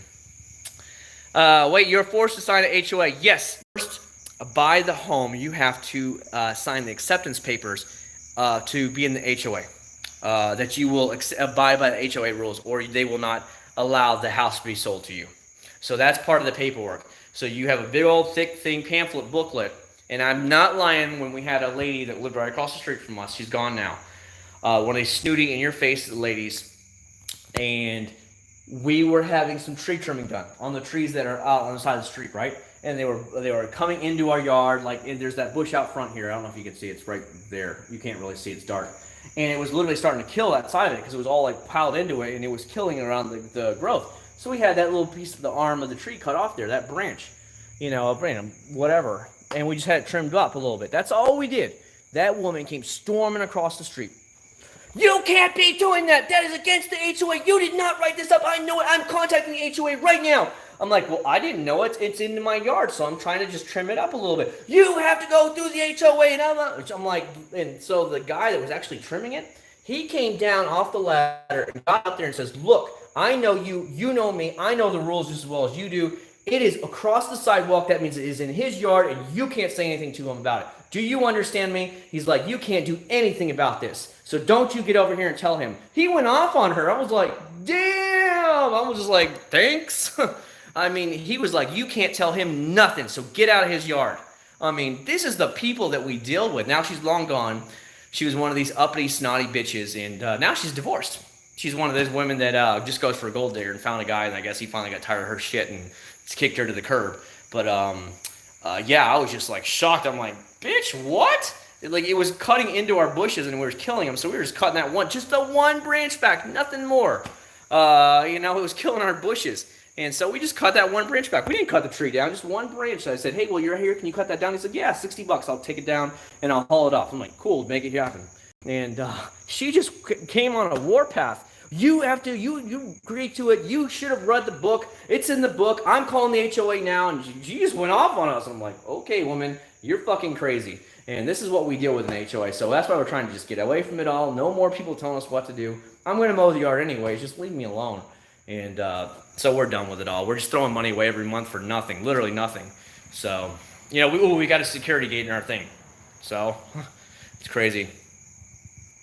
That's why you're single. There you go, man. New subscriber, Levi. Thanks so much for stopping by, man.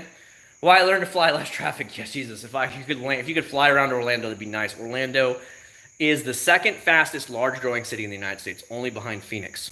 Okay, so people are flooding here as fast as possible, and they're not widening the roads any. So you can imagine what happens with it. They're widening I-4 finally, but by the time they're going to be done in like 2022, there's going to be so many more people here that the widening won't have done any better. You guys understand? If it takes you 5 years to widen it, and you're trying to plan ahead, but you're only planning ahead for today's traffic, in 5 years you're going to have 20% more people living in the Orlando area. Well, you're back to full congestion again. And that's basically what's happening right now. They're walking backwards. As a matter of fact, they're having a vote this week here in Osceola County to raise the taxes by 1%. And that 1% is to go to help fix the traffic congestion here. And so you're having all these signs everywhere as you drive away saying, say, vote yes to the penny tax. Then you have ones that say, vote no to the penny tax. 1 penny too many. So it's like a full election year. The signs are everywhere. Some saying vote yes to help the traffic, increase the taxes to help go the traffic. And other people are saying no, no, no. And so it's crazy, man. My wife got a robocall earlier about that. So it's just like, wow, dude, really? So, yeah, traffic is hell here. Absolute hell. No matter what money I end up with, I'm going to avoid that like the plague. Good, good. Air traffic, maybe crowded where you are. Yeah, usually you guys see my videos a lot of times. You'll see me have to take putts because right over my head here is the flight path for Orlando International Airport, right? And so what happens is when they're coming in from the south to land into Orlando, so Kissimmee is the southern part of Orlando, so they come in from the south and they go and land that way. Usually it's about every 30 to 45 seconds another plane flies over. So I'm trying to make a video for you guys. I have to literally stop, wait, cut that part of the video out, and then I just keep talking. That's generally what happens is I'm trying to make a video and I just stop talking for a few seconds because for about 20, 30 seconds it's too loud when the plane's going over. I've seen Air Force One fly over. I've seen fighter jets fly over. I've seen tons of cargo aircraft like the big, the Galaxy C5 Galaxies fly over here. I see every major airline fly over my house every day, every single day. The big 747s come in here, small private jets. I mean, my house sometimes it's so damn loud out there, and so it's like, But like today they were all coming in and flying in from the north, so haven't had any. It's been quiet all day. Tell 303 until touchless sealant in Canada. Yeah, So the girl I used to deal with, Melissa, she's no longer with the company. I don't know what happened. She wrote me privately and said, I'm no longer with them, and that's all she can say. So I'm guessing she was let go from 303, and I haven't had any contact with them since. That somebody followed up with me and told me that Melissa was no longer with us and sad to see her go and all this blah, blah, blah. You know, typical company crap, because it sounded like Melissa was fired. But, you know, the way it is, it's just like, we're sorry Melissa's no longer with us. Can you please give us your email? And I never heard back from anybody. So I haven't heard from 303 in about 2 or 3 months now, sadly, since Melissa left. Because Melissa's the one that hooked me up with the banner. She's the one that hooked me up with all the 303 auction stuff, all the sealants to give away to you guys, everything. She gave me everything. Melissa was awesome. All the hats, all the sunglasses. Melissa did everything for me. And sadly, she's no longer with them. And I'm like, oh, no. So I know that's what it was. She was let go from 303. And now nobody's contacted me since they've asked me for my email, and that's all I ever did. Nobody contacted me, so who knows. The same thing happened with Eagle 1. The same thing happened, well, Turtle Wax, they let go of my friend that worked originally at Turtle Wax. They let go of him, and they did have a new guy. He did contact me, but it took him a couple months before a new guy contacted me. So we'll see. Audio is off.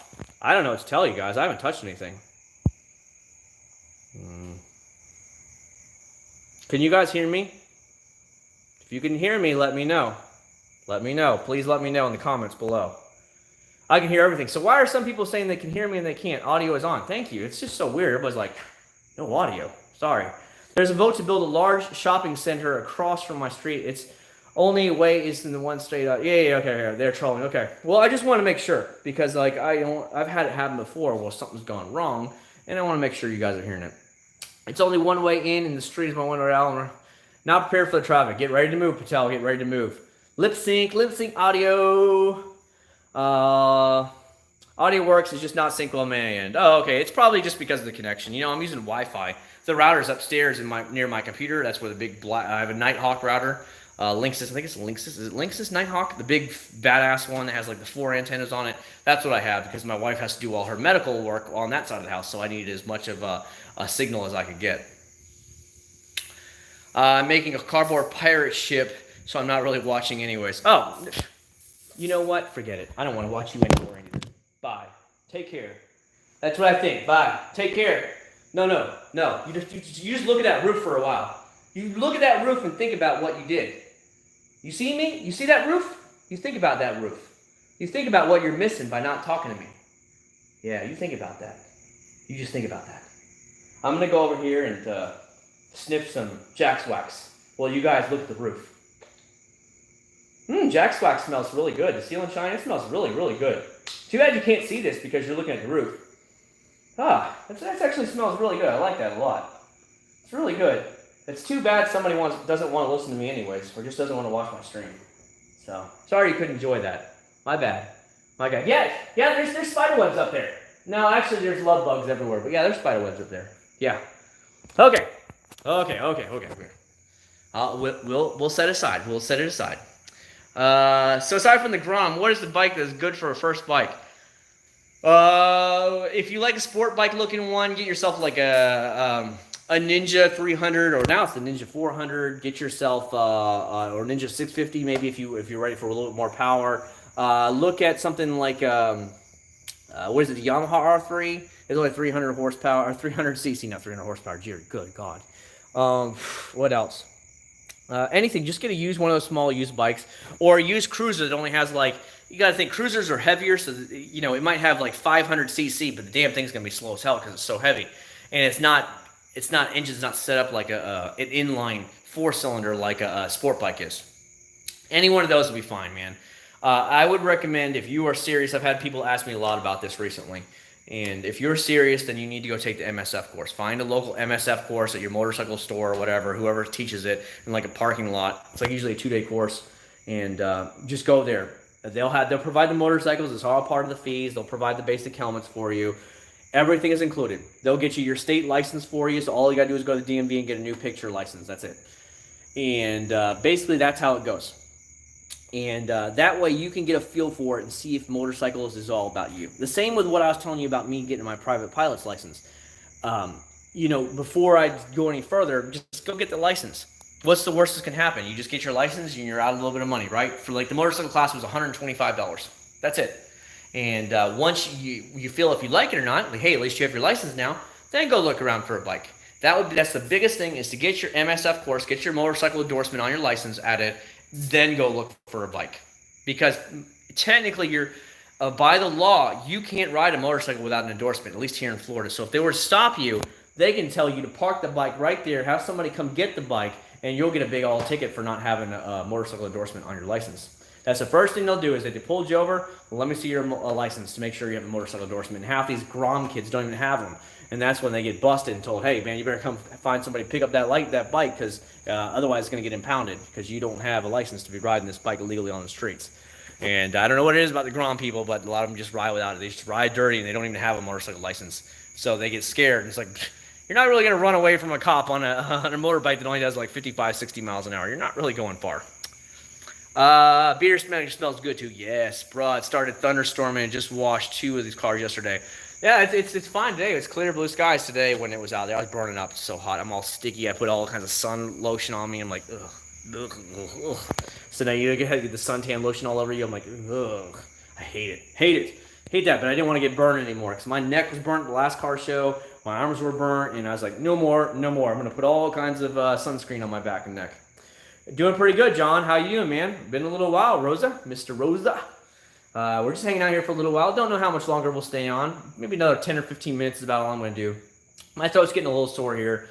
I do need to go catch up on YouTube for you guys. I need to just check up on all my... I haven't read any of the comments in the last... from all last week while I was taking care of my grandma's house. So I do need to do that here later. I need to check on my son, make sure he's okay. My wife's awake now, taking care of him, but...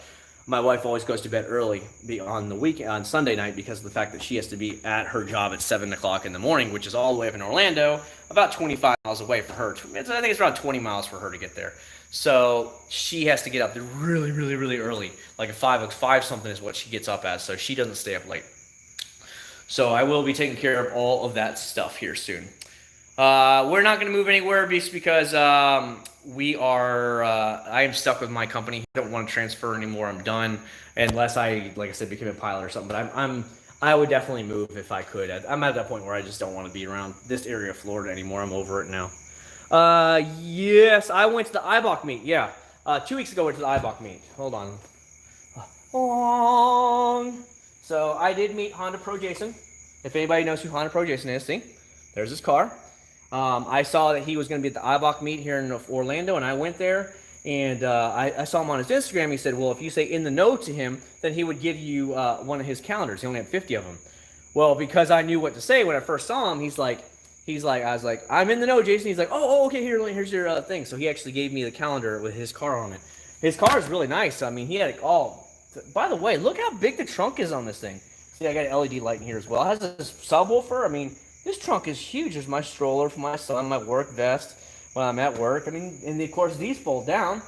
Dude, this car is so damn nice. It's like amazing. I love this car. It's so romantic. Oh, by the way, new license plate. New license plate, boys. University of West Florida. That's the Argonauts. That's their thing, is the Argonauts. And it matches perfectly with the blue. And of course, niche. So you're gonna... No more boring Florida license plates. All custom license plates for me. That's how I roll, gentlemen and ladies, if you're out there. Let's have some detail wheels. They're black. What's the go-to? Just get some McGuire's Ultimate Wheel Cleaner. Love it. I guarantee you what it was. It was Dub Wheel Cleaner, but then they canceled the Dub line, so I guarantee that's all it is. But it's a really good product. Are you still planning on moving to a larger house? Yes, we are, Adam. We are going to wait till the fall. That's what we're doing.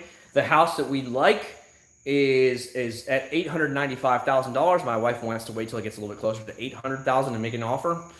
The guy has had it for sale for an entire year. When it first went up for sale, it was $1.2 something million is what they were asking for it. Now it's down to $895,000. He's at break-even point from what he paid back in 2016 for the house. He hasn't lived in the house in an entire year, and it's just sitting there empty. So my wife is just waiting, biding her time. She's like, look, I got $12 grand left in student loans for med school.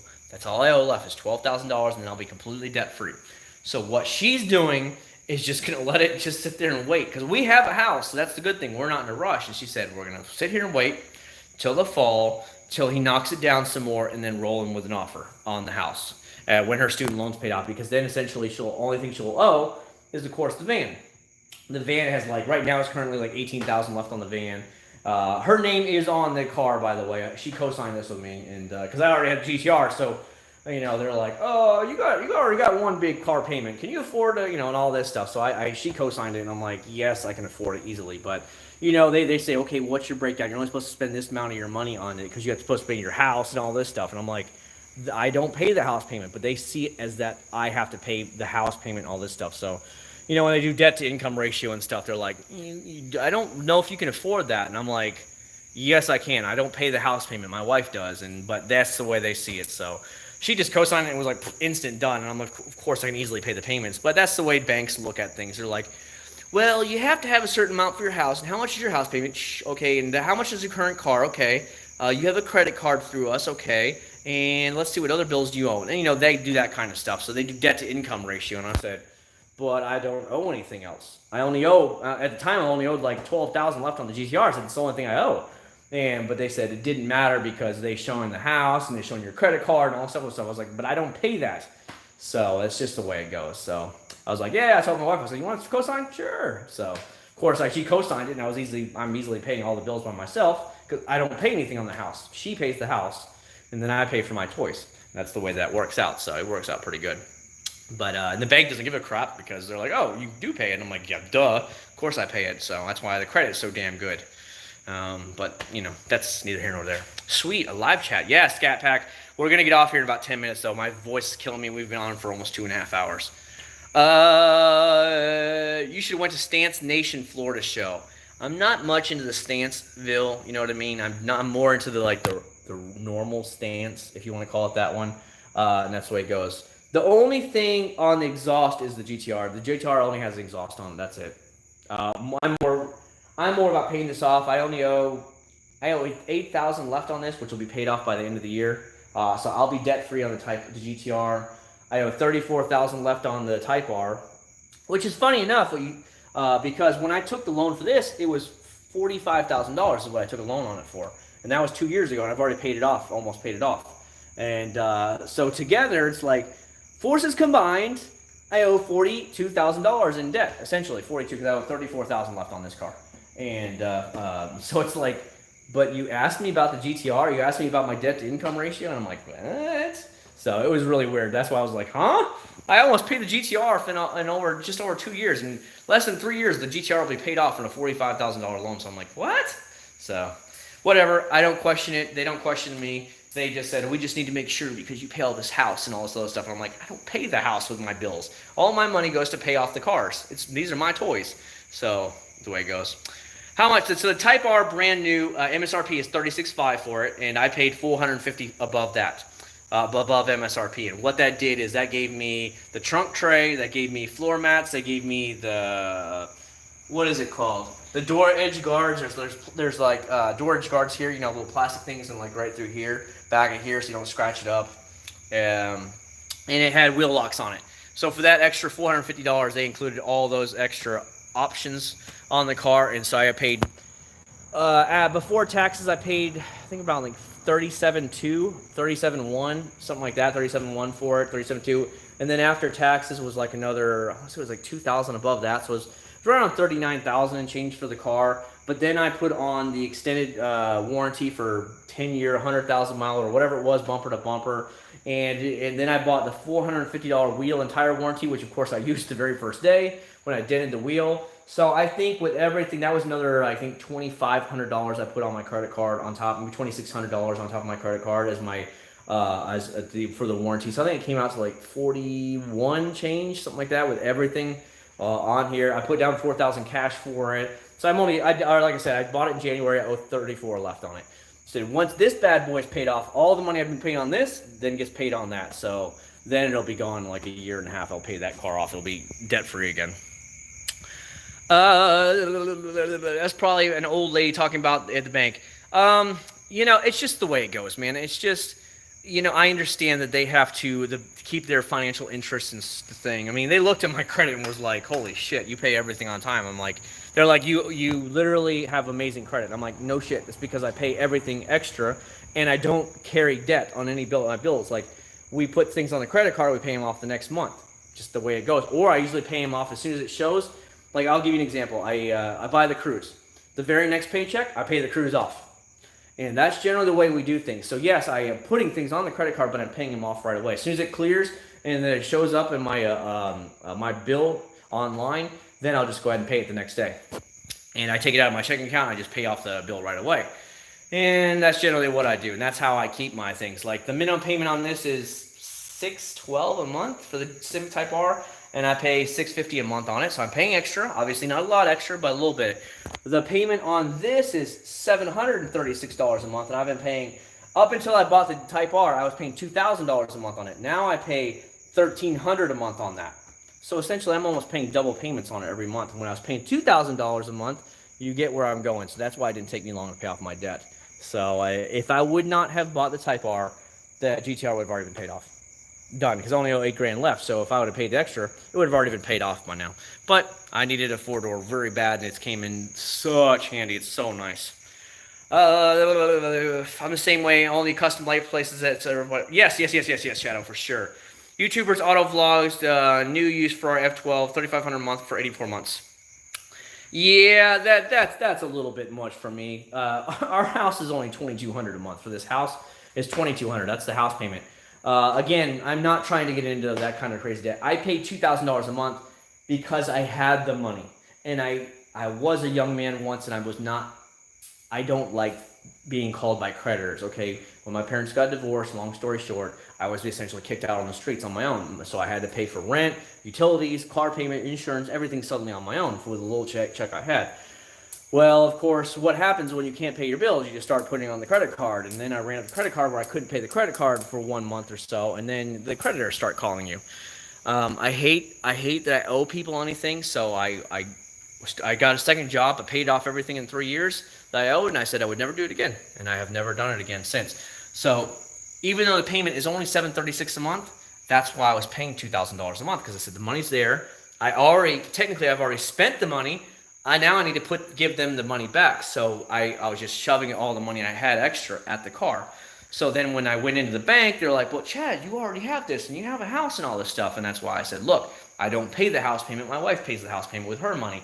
But they don't see it like that. So I was like, yeah, I understand.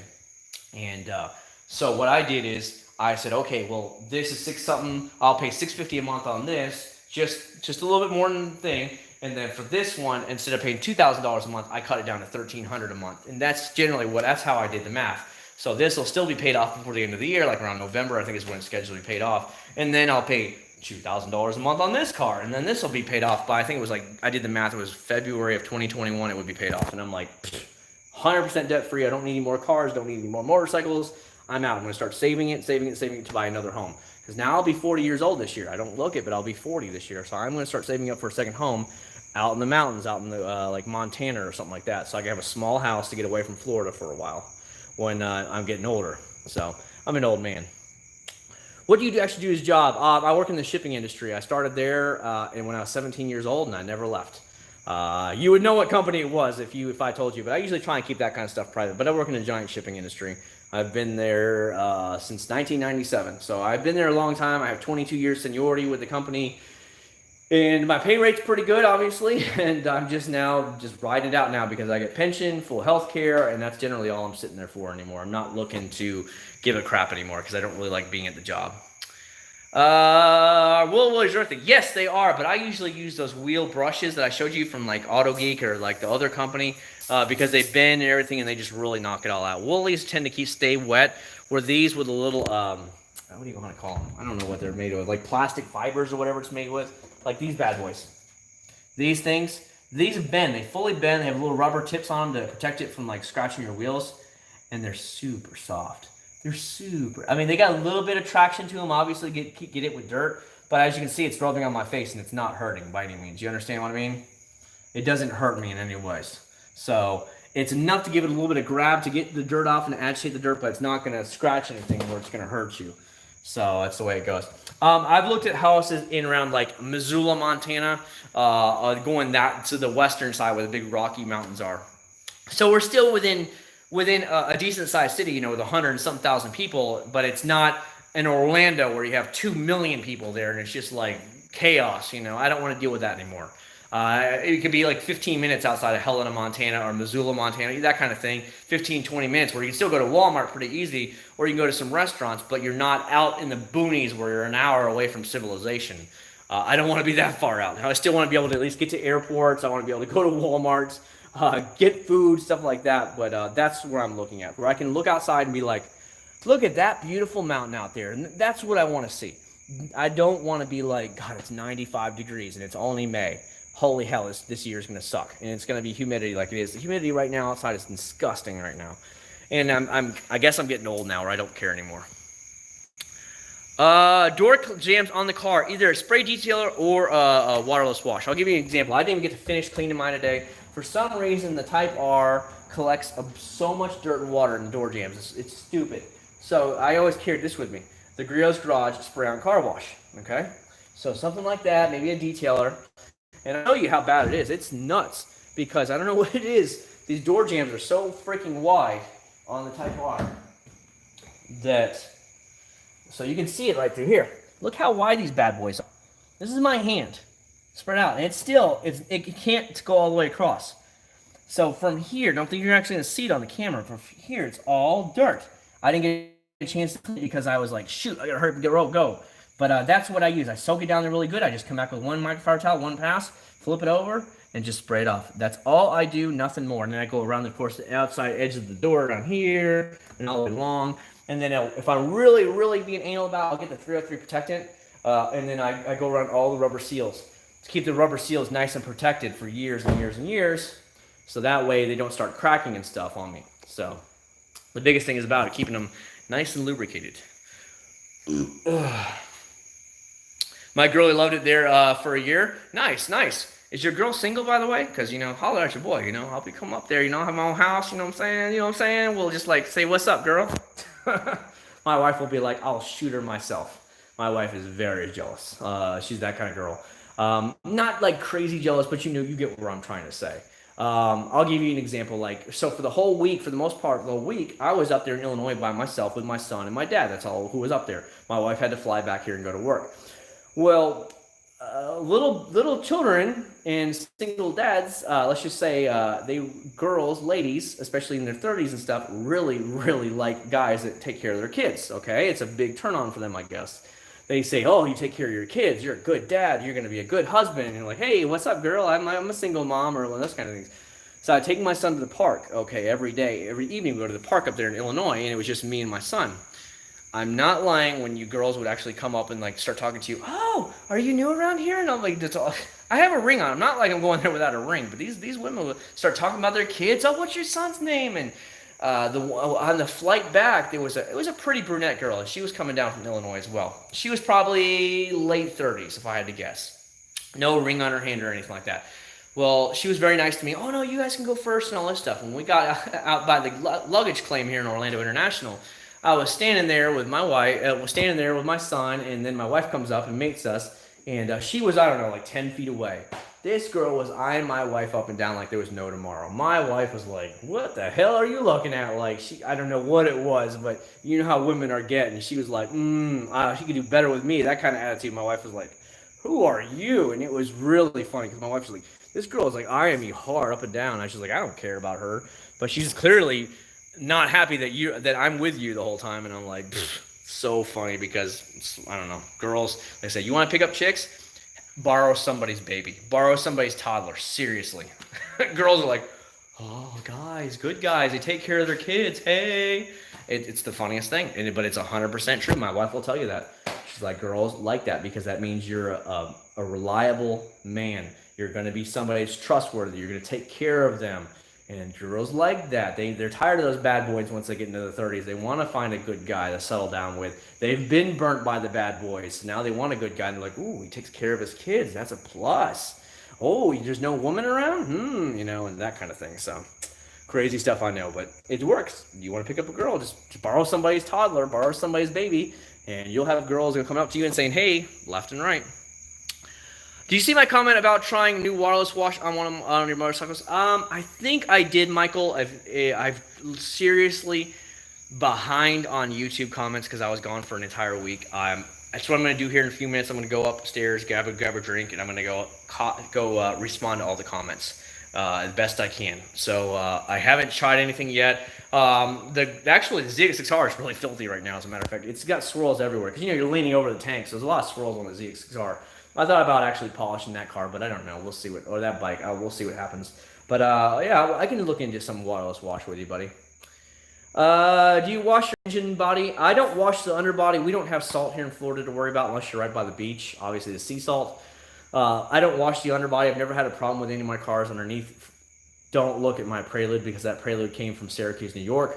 But all these other cars I don't have problems with. As a matter of fact, I went down the car history. The GTR was originally registered in Michigan for the first 4 years of its life. It came from Michigan. But when I had the full inspection done, they had it up on the lift, and the guy was going through with a fine-tooth comb. He's like, I don't see one bit of surface rust on this. He's like, if this came from Michigan, he's like, it sat in the garage and it never moved all winter. They never drove it during the winter. And so he said, I don't see a speck. He's like, it even has less rust than I see on some Florida cars, some Florida GTRs. So he's like, you got a mint condition GTR here. And I was like, cool. So that worked out really good. The white Prelude was originally bought in Jacksonville, Florida in 1991. It has a little bit of surface rust on the top where the paint is, where the paint's flaked off, but that's just surface rust. But underbody, there's no rust anywhere. There's no rust holes in the panel like the blue Prelude. Again, because it was a Florida car its whole life, so I don't know. Chad Mac Daddy, Sleepless in Orlando. I'm telling you, man, you guys want to find some girls and you're single? All you need is a child. I'm telling you, it's all you need. And you're going to be like, hey, it's like puppies, hey, because they see you as the man who takes care of your kids. So you're going to be a good man to them, and possibly if they have children, you'll be a good man to their children as well. So it's just the way it goes, guys. Tips for the mind from Acc0rd79. Funny, that reminds me of Jordan Lopez show where his son friends Ernie borrows his son Max. I'm telling you, you guys have no idea. It really works. If you're on Reddit, I like to frequent our auto detailing and others. No, I actually don't use Reddit. I've looked at Reddit one time. I don't go to Reddit. I guess I don't know. I guess it's not for me. Final is coming up. Yeah, almost done, buddy. And then your whole life starts, man. Don't worry about it. All right, guys, I'm going to go ahead and get off here in a minute. Does anybody have any last-minute questions you want to ask me, feel free to ask now. I'm totally okay with it. I'll answer it the best I can, but I'm going to go ahead and start winding this sucker down. I've got to actually take away. I literally still have the buckets outside from when I washed my wife's van. I have the buckets sitting here. So I got to start putting up everything right now, and then I'm going to go inside and just relax for the night. So if you feel like you guys have any questions you want to ask, no videos tomorrow. It's going to be on Wednesday. It's going to be the Car Pro Iron X. I don't expect it to get a million views because what I have learned is that anything that like the online order products or anything like higher end, they don't get near the views. However, your McGuire's, Mothers, and all that shit, my God, do you get a crap load of views off those videos?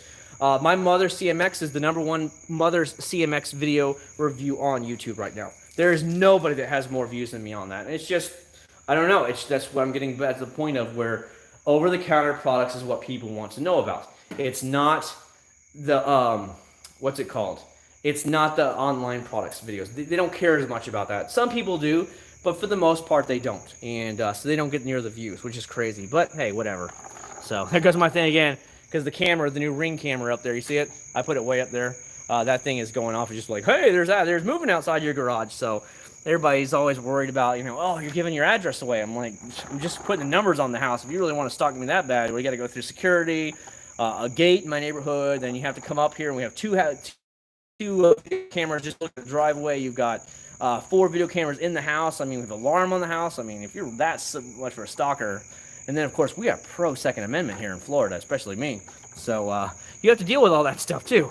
So good luck if you really, really care about wanting to come say hi. Just come say hi to me. That's all I ask. Oh, my God, there's so many love bugs in this. My dirty water bucket. Thing was full of love bugs, dead love bugs. It's crazy. I just dumped it out. It's pretty wild, man. Pretty damn wild. But that's the way things go. My God almighty, man. So many damn love bugs from her car. I had to get them off her car, though, because I hadn't washed it in like 2 weeks. 2 or 3 weeks, so I had to get them off before they'll start ruining the paint. There we go. Yucky, yucky, yucky. There we go. So anyways, guys, Giveaway for peeps. Let me see if I have something for you, Pooh. Let me see if I have something for you. Again, with the way things went down, obviously with my grandma passing unexpectedly, I have to find it, buddy. Let me see if I can find my stuff. So bear with me, guys. I can do a giveaway for you guys. Let me see. I know I have them in here somewhere. Yes. I can do a giveaway for you, Pooh. I'll do a giveaway. See? Right here. There's P&S Bead Maker. All right, Pooh. Since you're the one that reminded me, here's how it's going to go. I have a brand new bottle here. I bought it from Amazon. I bought 3 or 4 of these bottles. This is P&S Bead Maker. This is about the best sealant right now you can buy on the market. It's about $12 if you want to buy it someone from Amazon yourself. It's really, really good deal. Well, here's how I do it. Everybody gets one chance to guess one single number between 1 and 100. Okay? Everybody gets one number. So you just guess it one time. Don't copy it. Don't say it a million times over. Just put it one time in there. I'm going to write down a number first. And then you guys will have about a minute to pick any number, just one number between 1 and 100. And then after that, I'll show you the number. And then whoever wins will contact me either through Instagram private message or Facebook private message on my account. Let me know who you are and give me your address. If you're international, then we'll do a PayPal donation because it's just too much of a pain in the ass dealing with internationals with shipping liquids. If you're in the United States, though, I'll just get it out hopefully Monday or Tuesday at the post office, and you'll have it sometime later on this week, and you can try it on your cars. So let me write down a number real quick so you guys don't see it. I'm just going to write down something right quick now. What number do I want to use? What number do I want to use? Let's do, there we go. There we go. There's a good number. Okay, so I just picked my number. Everybody now put your number right now. Right now, go for it. You have one chance to pick between 1 and 100. Anybody who wants to roll this dice, come on in with me. And all you gotta do is just guess. That's all I'm asking. And you'll get a free product from me. So, Pooh, thank you so much for putting that up there, man. And we'll take care of it. We've got some good answers here. Good answers here. I'm seeing them pop through here. So I'm seeing some good guesses. Some good guesses. Good guesses. So let's see. Here we go. Ooh. All right, 10 more seconds. 10 more seconds. If you haven't guessed and you are interested in guessing on one guess, go ahead and throw that number out real quick, and then I'll go from there. If you're not interested, I understand. Not everybody's as interested. It's funny. As actually caring about if they get it or not. So that's the way it goes.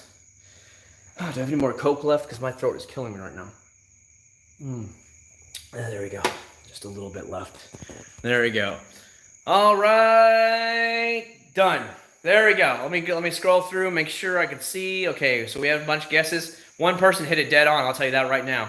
One person hit it dead on. I can tell you that right now. So somebody is the Price is Right champion already. Okay, you nailed it. I can tell you that person is from Canada. Okay, so I'm gonna have to deal with you differently, just because of the fact you're in Canada, and I do not want to deal with international customs with this bitch. It would be worth more than the damn product is worth. So you're gonna have to wire me. We're gonna talk privately, and I'm probably gonna just pay you through PayPal money, and you can buy whatever the hell you want to buy up there. Okay, so maybe somebody can figure out who it is. Who's from Canada that just got the right number? Does anybody know? Come on, damn it.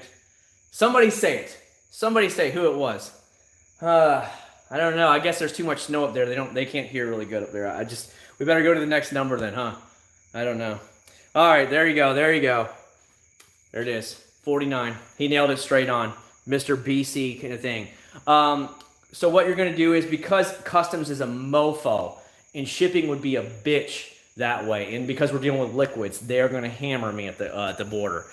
I'm going to pay you something through PayPal to make up for that, okay? And if you want, I can send it to Idaho.